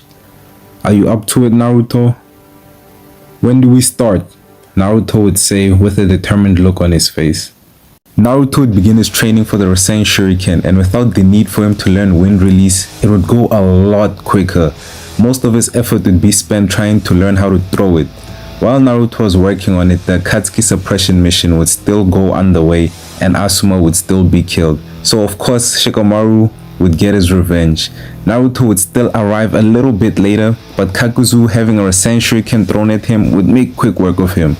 A day or so after the undead duo was taken out by Naruto, Sasuke would make his move and finally kill Orochimaru. Word would quickly spread around the land of fire, and with the info the Leaf Village got from Karin, they would figure out which base Sasuke killed Orochimaru within. Team 7, as well as the rest of the Konoha 11, would head there, but instead of Sasuke, they would find Kabuto experimenting on himself. Surprisingly, Kabuto wouldn't be hostile. In fact, he would even give them information about the Akatsuki, also telling them that Sasuke's next target is Itachi. So if they find Itachi, Sasuke wouldn't be far behind. So they would begin their search for Sasuke and Itachi. As the Konoha ninjas split up to better find Sasuke, Naruto would encounter the man that caused all his troubles, Itachi Uchiha. Before Naruto could even weave hand seals, he would be put under Genjutsu. But Itachi also wasn't hostile. Instead, he was vaguely talking about reality, and then he would put a crow inside Naruto's mouth. Naruto would shortly wake up in the forest with Itachi long gone. One of Naruto's clones would encounter Sasuke, but he would be too stunned to move and Sasuke would destroy the clone. This would inform Naruto of Sasuke's general direction. Naruto would find the rest of the Leaf Ninja and lead the way to Sasuke. But they would get intercepted by Tobi. Naruto was in no mood to fight some random Akatsuki member, so he would summon around 30 clones and have them run in every direction. He would be hidden amongst these clones and leave the others to deal with Tobi. As Naruto went looking for Sasuke, a massive explosion of lightning would point him in the right direction. Naruto would use a bit of the Nine-Tails chakra and rush to Sasuke's location. He would jump over the Amaterasu, which was covering the entire area, and find Sasuke terrified throwing kunai at Itachi, while Itachi was using Susanoo, slowly walking towards Sasuke. But once Itachi saw Naruto, he would stop and smile. Naruto, I'm happy you got here first. And he would fall to the ground and die. Sasuke would have his eyes locked on Itachi's corpse. Naruto, he's finally gone. Itachi Uchiha is dead. A massive grin would appear on Sasuke's face as he fell over and passed out. Sasuke, are you okay? Naruto would check Sasuke's pulse. He would feel Sasuke was still alive, if just barely. Wow, fucking hell. You did it, Sasuke. You finally avenged the clan. Let's get you out of here. Back to the Leaf Village. Naruto would pull out a scroll and seal Itachi's body within it. He would carry Sasuke on his back and make his way back to where he left the Leaf team. Meanwhile, as Tobi was still playing distraction, Zetsu would appear and tell him that Itachi was dead and Sasuke won. But Naruto took both their bodies. That last piece of information would greatly anger Tobi, making him very serious, even revealing his Sharingan. You Leaf Ninja never cease to infuriate me. Regardless, your time will come very soon. Obito and Zetsu would teleport away. Shortly after, Naruto would rendezvous with his teammates and they would head back to the village. 3 days later, Sasuke would wake up and find Sakura sitting by his side in the hospital. Sakura, is that you? Sakura would immediately look up at Sasuke and hug him while crying her eyes out. But she would stop for a brief moment and then look at Sasuke. She would then punch him in the stomach. You almost killed Naruto and electrocuted me. Why couldn't you just come back home, Sasuke? I had things to do. That punch actually hurt. Seems you've gotten a lot stronger. Are you staying, Sasuke? You killed Itachi and Orochimaru. If you leave again, you'll be the Leaf Village's only target. We can't bring you back again. You'll be killed this time. Yeah, no need to worry about me. I'm staying. Oh, that's good to hear, Kakashi would say as he walked in. Oh, Kakashi, it's been a while. Wait, where's Naruto? Naruto's off training. His master was killed and he wants revenge. Doesn't that sound familiar? Revenge, huh? That reminds me of something. What do you know about Madara Uchiha? Kakashi would be stunned to hear that name. He's dead. Got killed by the first Hokage a long time ago. He's not dead. Itachi said Madara helped him. Madara helped Itachi? That's impossible. Anyway, let's keep this between us for now. Madara is not looked upon all too fondly in Konoha's history. There's other things we need to discuss while you're here, Sasuke. This Madara business can wait. Lady Tsunade wants to see you. Immediately. She told me to get you as soon as you woke up. Sasuke would stand up out of bed. Alright, Kakashi, I'm ready. Let's go. Oh, Sasuke, I'm not coming with you. I have other matters to attend to, but I'm sure you still know your way to the Hokage's office. Okay, Kakashi. Cold as ever, I see. Alright, Sakura, let's go over there. No, Sasuke, I'm working in the hospital. I can't come with you right now. I'm quite busy. I just came here to see you. But like Kakashi Sensei said, the office is still in the same place. I'm sure you still remember it, don't you? Okay, fine. I'll go alone. Sasuke would head over to the Hokage's office. Sasuke would take in the scenery. He hadn't seen this place in over 3 years. This place, it hasn't changed a bit. I'm finally back home. Sasuke would walk inside the Hokage's office. Sasuke Uchiha, welcome back. Are you gonna imprison me? Imprison you? Sasuke, you're a hero. Every ninja is singing your praises. You single-handedly killed the Leaf's Village most wanted rogue ninja. So, why am I here? Well, I'll keep this short. You're being promoted to Jonin. Sasuke would be quite speechless. A few Jonin have called for your promotion since you did kill 2 S-rank ninjas all by yourself, and the Shinobi Council has approved it. You are hereby a Jonin of the Hidden Leaf Village. Wait. Lady Hokage, I just have one question. Is Naruto a Jonin? No, but he's very close to promotion. Yes, I told him I would be a Jonin first. Wow, today's a really great day. Hold on, Sasuke, one more thing. Your years of being rogue have been forgiven, but definitely not forgotten. If you leave again or put the Leaf Village in danger in any way, I will personally have you tortured and executed.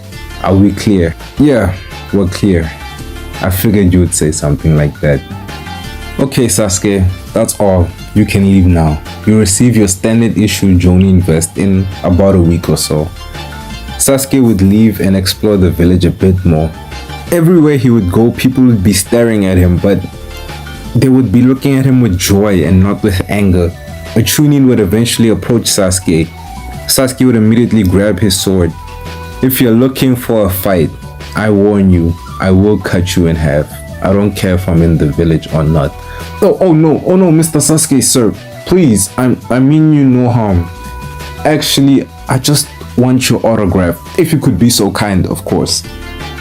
Autograph? Why? You're currently the most popular ninja in the village. After all, you killed that bastard Orochimaru. And even killed Itachi. My daughter begged me for an autograph. Could you please just sign this kunai for me? The Chunin would pull out a kunai and Sasuke would use lightning chakra on his finger to engrave the Uchiha symbol on the kunai. Oh, thank you so much. I really appreciate it, sir.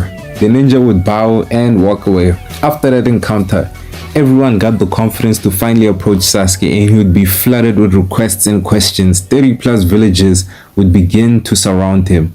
Sasuke would jump on top of buildings to escape. Whoa, I never thought I would be considered a hero. That is still up for debate. Uchiha Sasuke. Sasuke would be stunned. It's rare for anyone to sneak up on him. Sasuke's guard would be all the way up. No need to be concerned. I come on behalf of Lord Danzo. He formally requests for you to join the Anbu. You can thank him later. Your Anbu. That makes sense, but I don't care who this Danzo is. I don't want to join the Anbu. Regardless, if this guy wants something from me, he can tell me himself. Lord Danzo is a very busy man and I require an answer immediately. Are you sure you do not want to join the Anbu? The answer is no. Now leave before you test my patience. Danzo will be in touch. Uchiha. Torine would body flicker away. Uchiha? I don't like how he said that. Who the hell is this Danzo guy? While Sasuke was still wrapping his head around the whole situation and finds himself in the village, a messenger bird would land on his shoulder. The Hokage had a mission for him. Lady Hokage, you summoned me. So soon. You have a mission. The Kazekage has requested to speak with you. The Kazekage? Last I checked, he was dead. And he helped Orochimaru destroy the village. What does he want with me? Things have changed, Sasuke. The leaf is allied with the sand, and the new Kazekage has a personal interest in you. That's all I'll say. He asked me to keep his intentions a secret. You'll find out once you're there. Ooh, seems I'm famous not only in the Leaf Village. Believe me, every village has their radar on you. Watch your back. You have to leave for the Sand Village immediately. Just got back and I'm already leaving. Sasuke would head to his and Naruto's apartment to take a bath and get some supplies. When he entered his old apartment, it would be very dusty and completely unchanged since he left. Did Naruto move out? This place looks awful. Sasuke would sense a chakra signature in Naruto's room. When he opened the door, he would find Ino sleeping in Naruto's bed. Naruto's entire room was noticeably cleaner than the entire apartment. Sasuke would try to leave her alone, but she would spring out of bed thinking Naruto was back. Naruto, you're back! Oh, hey Sasuke. Looks like you're finally awake. Did you know Sakura was really worried about you? Why did you have to leave again? Hello, blonde girl. Think your name was Ino, I guess. I don't think I even need to ask, but did you move in with Naruto? Are you kidding? Have you seen this place? It's so dusty. Besides, ever since you left, Naruto has barely been in the village. I just come whenever I miss Naruto. Okay, enough said. I'll let you get back to your nap. I need to get home anyway. Dad is busy with some top secret stuff. My mom is probably feeling lonely all by herself. Anyway, bye Sasuke. By the way, you should thank Shikamaru whenever you see him. He really saved your butt. Saved my butt? What are you talking about? Ask Shika, he'll tell you all about it. He's the reason you're free right now. Just know that. Ino would finally leave. Sasuke was even more confused about everything going on in the Leaf Village. Anyway, he would freshen up and leave for his mission. But ever since Sasuke encountered Danzo's messenger, he could sense around 5 ninjas following him from a distance. But Sasuke was ready for anything. Sasuke would exit the village gate, but 5 Anbu would immediately appear in front of him. Hello, Lord Uchiha. Lord Danzo has sent us to personally accompany you. Danzo again? Listen, I don't need a babysitter. You can leave now. We are merely here to ensure that no Sand Village ninjas attack you. I insist. Danzo is a very high-ranking member in Konoha. An order from him is not an order we can refuse. Please, Lord Sasuke, let us accompany you. It would be a great shame for Konoha to lose its final pair of Sharingan. I don't care. Just stay out of my way. The moment that Anbu mentioned Sasuke's Sharingan, he knew exactly what Danzo wanted from him and why he sent these Anbu to accompany him.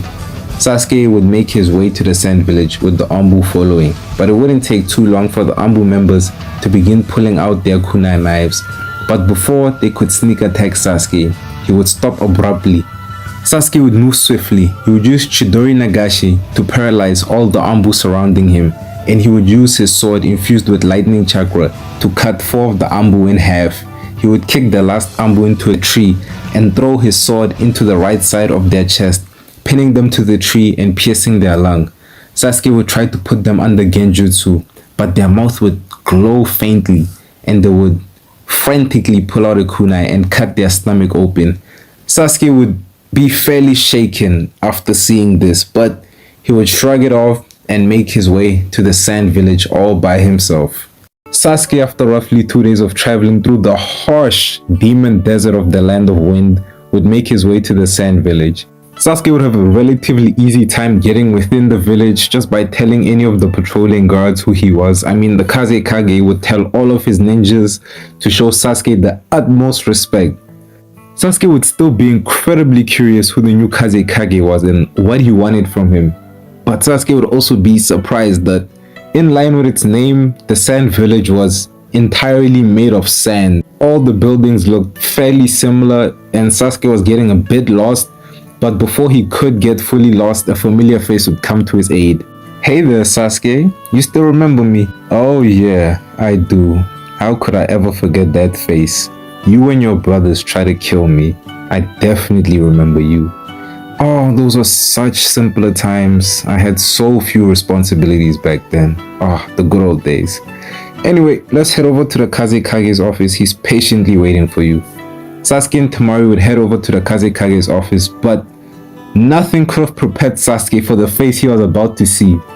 Wearing the Kazekage hat, Gara, the murderous lunatic who, on his own admission, was hated by every single member of his village, somehow not only seemed very calm and composed, but also convinced the village that hated him to allow him to become the Kage. Sasuke was understandably very confused. "Sasuke, it's good to see you. Ever since my failure to help retrieve you, I've longed for the day you would return to the light.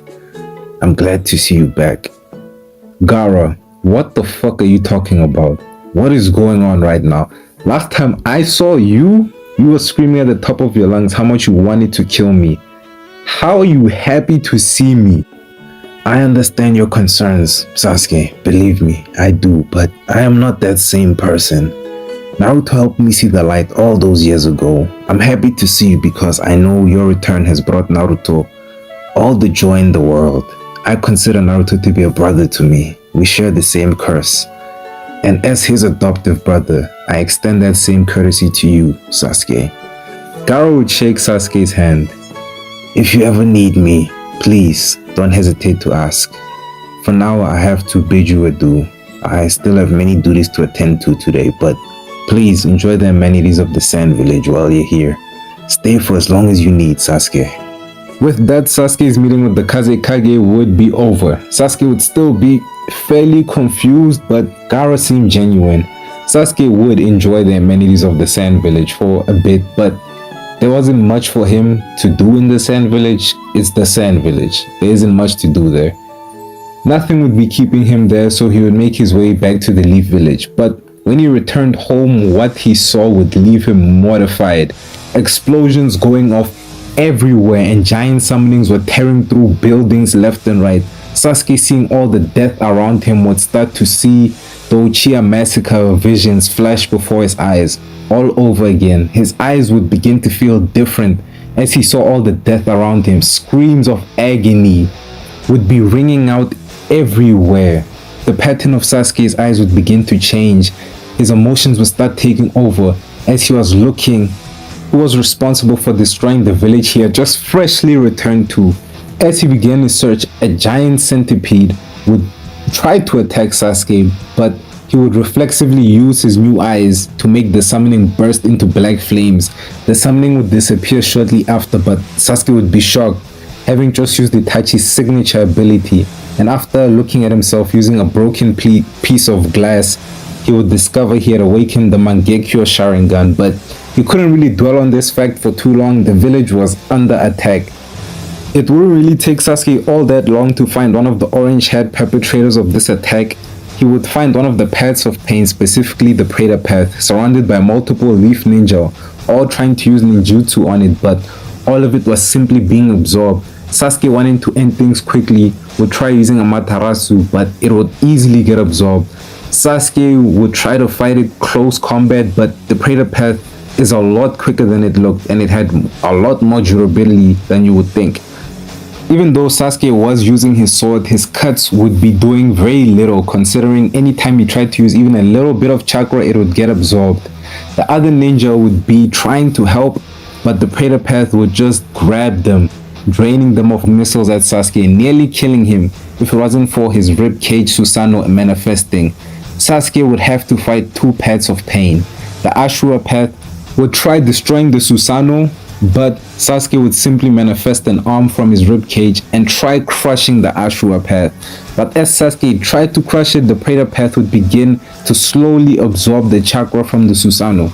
This would force Sasuke to exit his Susanoo before he ran out of chakra and get some distance from the paths of pain. Sasuke was in a fairly bad situation, but then the paths of pains would just disappear in a puff of smoke. But before Sasuke could be too relieved, he would see a massive amount of chakra building in the sky, and before he knew it, he was caught in the almighty push. He would use his Susanoo to shield himself from the blast, channeling most of his chakra into it, resulting in the ribcage evolving into an upper skeleton. But even with a stronger Susanoo, the blast would still leave Sasuke unconscious. When he eventually woke up, he wouldn't have much time to tend to his wounds, as he would see what looked like a giant ball of rock floating in the sky in the far distance. Even though Sasuke was exhausted, in a lot of pain, and most certainly concussed, he knew he had to go over there. As Sasuke got closer, the ball would fall apart, and by the time he finally arrived, papers would be flying everywhere, and he would go to the location where the papers came from, and he would see Naruto and a purple-haired Akatsuki member leaving a massive tree. The woman would be carrying Nagato's body, and Sasuke, using his Sharingan, would recognize the chakra in the redhead's eyes as the Rinnegan. He wouldn't ask too many questions and immediately use Amaterasu on the purple-haired girl and retrieve Nagato's body. As Conan was screaming in agony from the burning, Sasuke would toss the body to Naruto, telling him to seal the body and tell no one about it, as he knew the repercussions of having the Rinnegan would probably not be too great. He would then pass out from chakra exhaustion as Conan burnt to a crisp. Naruto, in a complete state of shock, would seal Nagato's body and quickly check on Sasuke. Kakashi would arrive shortly after, and once Naruto saw Kakashi, the relief was enough to finally allow Naruto to calm down and pass out. Kakashi would carry both Naruto and Sasuke, and Naruto would wake up and get a celebration from the village, while Sasuke was taken to the infirmary where Sakura would try to heal him. The next day, Sasuke would wake up. This time, Naruto was the one waiting by his side. Naruto, good to see you. It's been a while. Good to see you awake, Sasuke. I have to say I'm a little mad at you for burning my new friend to a crisp. You mean the purple-haired girl was your friend? Naruto, her and her boss, the red-haired dude, destroyed the village. I would kill them again and again and again if I could.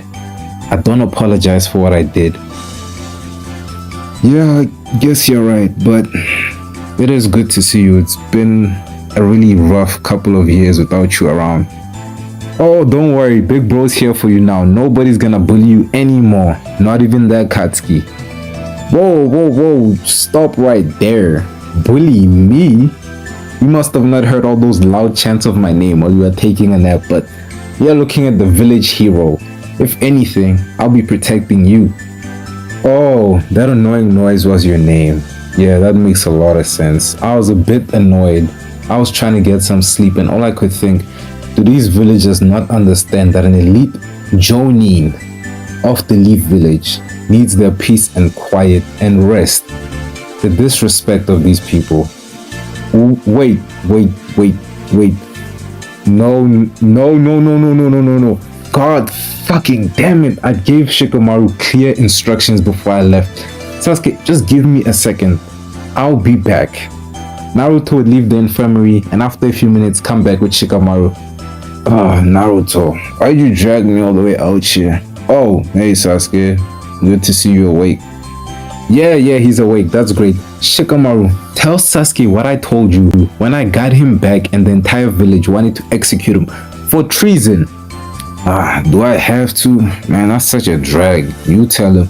Shikamaru, just tell him. Fuck, alright, fine. Well, Sasuke, Naruto held the entire village hostage. What he basically did is that he used his status as Jinchuriki to bargain for your life. He had to go off to train, so he asked me to talk to the Shinobi Council on his behalf, and his exact words were, "If you kill or imprison Sasuke, I, the Nine-Tails Jinchuriki, will defect from the Hidden Leaf Village." As you can imagine, that caused quite a bit of chaos. Okay, so how did you take that and somehow make it so Sasuke is a Jonin? I didn't make Sasuke anything. The Hokage did that. I just told the council Sasuke was on an unofficial top secret mission to kill Orochimaru and Itachi. After the news spread of this little white lie, the entire village viewed Sasuke as a hero, and if he can kill two S-rank ninja by himself, why can't he be a Jonin? So, can I go now? Yeah, thanks Shikamaru, you can leave now. Well, Naruto, I told you, a ninja of my caliber would of course be a Jonin before you. Damn it, fuck. You know what, it's fine. Whenever Granny wakes up, I'll just ask her for a promotion. I'm sure she'll give it to me. But you should probably get some rest. I'm gonna go help out with the village repairs. Even though I am the hero, I still gotta help fix up the place, so I'll be back in a bit. As Naruto left the infirmary, Sasuke would be in absolute agony. He was trying to hide it, but his eyes were burning and his vision was becoming incredibly blurry. His overuse of his Mangekyo was already beginning to take effect. He was going to need Itachi's eyes, and soon. A few days would pass and a lot would happen in the Shinobi world. A 5 Kage summit would be announced by the Raikage after Kisame fought B and Killer B went missing. By the way, B is not dead. It's kind of like, remember when Sasuke fought Killer B? Yeah, that was fucking hilarious. But I swapped Sasuke out for Kisame, but B's not dead. Just for future reference, and you might be confused later on if I don't add this part in. Anywho, it would be clear that the Akatsuki was a serious problem. With Tsunade still unconscious, Danzo would be named Hokage. That last development would not sit well with Sasuke, so he would get Naruto and Sakura and formulate a plan to help him with his Danzo problem. Listen to me carefully. Everything I'm about to ask you can easily get us all executed. If you don't want to be involved, speak now, but just know your help is the only thing going to save my life. Naruto and Sakura would remain silent. Alright, I need your help to kidnap Danzo. What? You just got home. Are you out of your mind? Idea, Sasuke. Doing this Danzo certainly get us executed. Okay, both of you, shut up. Danzo tried to kill me, and the only thing that stopped him was him needing to hide his attempts from the Hokage. He doesn't need to hide anymore. My life is very much currently in danger. I don't know why he hasn't gone after me already. Maybe because you guys have been coming in and out of this infirmary, he hasn't gotten his chance, but believe me, the clock is ticking until Danzo comes after me again. Sasuke, you know I always got your back. If you need my help, then I'm with you. Alright Sasuke, if Danzo wants to kill you, then I can't just ignore him. I'm also with you, Sasuke. Okay, here's the plan. Danzo's leaving to the Land of Iron for some Kage gathering thing. Doesn't matter. This will probably be our only chance to ever capture him when he's outside of the village. From what I could gather from the other Jonins, he'll only have 2 bodyguards. We'll have to kill them from long range. I hear they have some very nasty close range abilities. Danzo leaves later today, so we'll follow him for a while, and when he's far enough from the village, we'll make our move. Naruto and Sakura would nod in agreement, and later that day, they would begin to tail Danzo. Thanks to Naruto's amazing sensory ability with Sage Mode, they were able to follow from an undetectable distance. Everything was going fairly to plan until some random ninjas tried to assassinate Danzo. Obviously, Team 7 had to step in because if Danzo got killed, the questions they had would not be answered. But once Sasuke saw that Danzo had a Sharingan, he was beyond enraged. He would use this Chidori on Danzo, but before Sasuke could ask Danzo where he got the eye, he would disappear and reappear, but completely fine. Danzo would run and Sasuke would chase after him, while Naruto and Sakura dealt with his bodyguards. When Naruto and Sakura finally caught up with Sasuke, they would find Danzo's dead body with an arm that had multiple closed eyeballs. But what concerned them was Sasuke holding onto his eyes, clearly in pain. Sasuke was almost entirely blind. He overused his Mangekyo in his battle with Danzo. The worst part is, in his rage, Sasuke couldn't get his answers from Danzo. Danzo was not gonna answer any questions while Sasuke tried to kill him. Sasuke would explain to Team 7 what Itachi told him about the Mangekyo. Naruto would still have the scroll with Itachi's body and Sakura would perform the surgery. Sasuke would still need quite a bit of time to recover, and there was still a major issue: Danzo's dead body. They just wanted to kidnap him and ask him questions, and then they would use Genjutsu to erase his memories. He was never supposed to die. He still has to go to a Kage summit. If Belief did not attend the Kage summit, this would potentially be taken as an act of war, a very disrespectful thing to do. Belief was in no condition for any international conflict. So Naruto would simply become the Hokage. He would take the Hokage head from Danzo and pretend he was the new Hokage. There was literally no point in Naruto pretending to be Danzo. I mean, Naruto barely knew the guy, and all the other Kages most certainly would have at least met Danzo at least once. So trying to pretend to be him was kind of pointless and they would get caught fairly quickly. So with the new plan, Team 7 would head to the Land of Iron, but they would rest at a local inn for the night. Okay, so as the new Hokage, I will make sure to uphold the values and principles of the Leaf Village at the 5 Kage Summit. This is my declaration. Okay guys, how was that? Does that sound Kage like? You sound like you should shut up. What happened in the forest is between us. Nobody can know about this. I couldn't agree more, Sasuke. Team 7 would be in absolute shock as they turned around and were face to face with the orange masked member of the Akatsuki. Sasuke would try to use Amaterasu, but a sharp pain would hit his eyes, which would stop him. Even though he got Itachi's eyes, he would still need a lot of time to recover before he could use his eternal Mangekyo Sharingan. Oh please, Sasuke, let's not battle. I did not come here to fight with you children. You have something I want. The Renegade. Forget it. I know who you are. Itachi told me about you, Madara. Obito would use his Kamui to sneak behind Sakura and suck into the Kamui dimension. You will give me the Renegade, or I will torture your friend in ways you cannot imagine. When you change your mind, just call, and I'll be there. Obito would disappear. Naruto and Sasuke would give each other one look. As Naruto reached for the scroll with Nagato's body, Sasuke would punch him. Naruto, don't be an idiot. We can't give him the... Naruto would headbutt Sasuke. I don't care. I will never let my comrades die when I could save them. Naruto would summon 2 clones to hold down Sasuke. Naruto would pull out the scroll and unseal Nagato's body. Naruto, I love you. You're the only family I have left. I'm always gonna have your back. But you have to know, if you do this, Madara will destroy the world.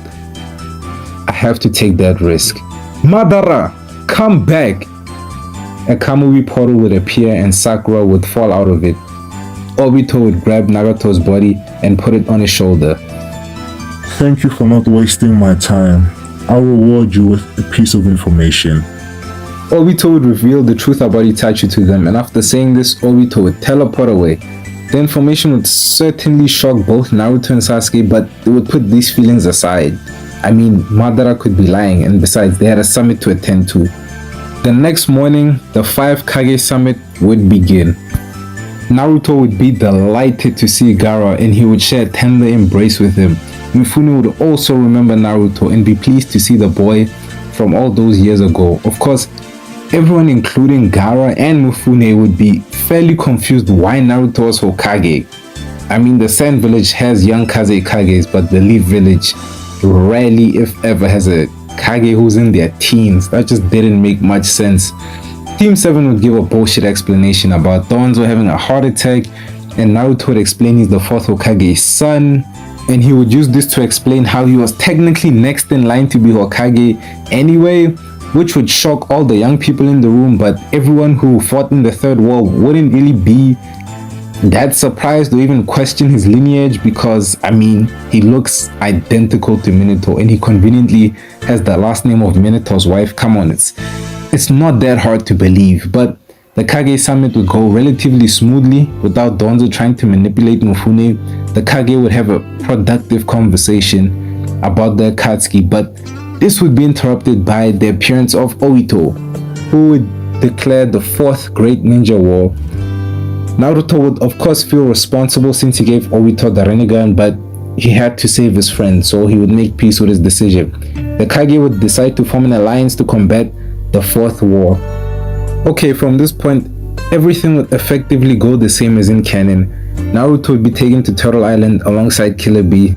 Sasuke would ask to have Team Taka help him during the war since during the 4th Great Ninja War prisoners were being released and stuff.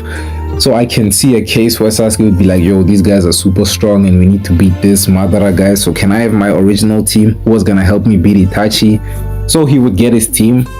He would still encounter Itachi. He would ask Itachi a lot more questions than in canon, to be fair, and Itachi would still be fairly vague. Sasuke wouldn't fully forgive his brother because he didn't get the full story from Obito and he was still skeptical about the entire story. Naruto would still befriend Kurama. Sasuke, wanting even more answers, would still have the Hokage reanimated, but this time it would be a much more civil conversation because he wouldn't threaten them and say he would destroy the village because he doesn't want to destroy the village. Madara would still kill Naruto and Sasuke. They would still meet the Sage of Six Paths and seal Kaguya. Only difference is afterwards they wouldn't have a big final battle between the two. After the war, Sasuke would be one of the most respected and acclaimed ninjas on the planet, honestly side by side with Naruto, and he would use this leverage to prepare himself to become Hokage. After Sasuke found out the truth about Itachi and listened to the Kage, he wanted to change the shinobi world, and being Hokage is an excellent way to achieve that goal. And let's be honest for a moment, Naruto in canon is not qualified to be Hokage. I said it, I'm sorry. I'm about to go on a mini tangent, but basically the only reason Naruto became Hokage in canon is because Shonen Jump's editors have proven to have a large amount of creative control over Naruto and would not allow any ending to Naruto where the title character doesn't achieve his biggest dream. Also, Kishimoto kinda knew that everyone would be angry at him and he would receive endless hate mail and death threats and the worst things imaginable, and at that time he had kids, so he didn't want to put his kids through that. Let's just imagine that by the end of chapter 700 somebody like Shikamaru was Hokage instead of Naruto. Just imagine the fan base after such a situation. So yeah, Naruto is not qualified, but I understand why he was made Hokage. I don't hate the decision, but we're changing that. Putting the real word aside, speaking of Naruto, he would follow in Jiraiya's footsteps and leave the village to wander around. Instead of writing books, he would help towns and lesser villages with their issues. Of course, Ino would also come with him because the last time this dude left for a little bit, she almost had a fucking stroke, so she's not gonna leave Naruto alone for a second time. But they would still routinely visit the village. They're not abandoning it. They're just taking a step back from it just to explore the world a bit more. Plus, it's peaceful times, so they have that luxury. A decade or so would pass and the ninja world would improve technologically. There would still be problems here and there, but for the first time in millennia, shinobi would experience peace, or some version of it at least.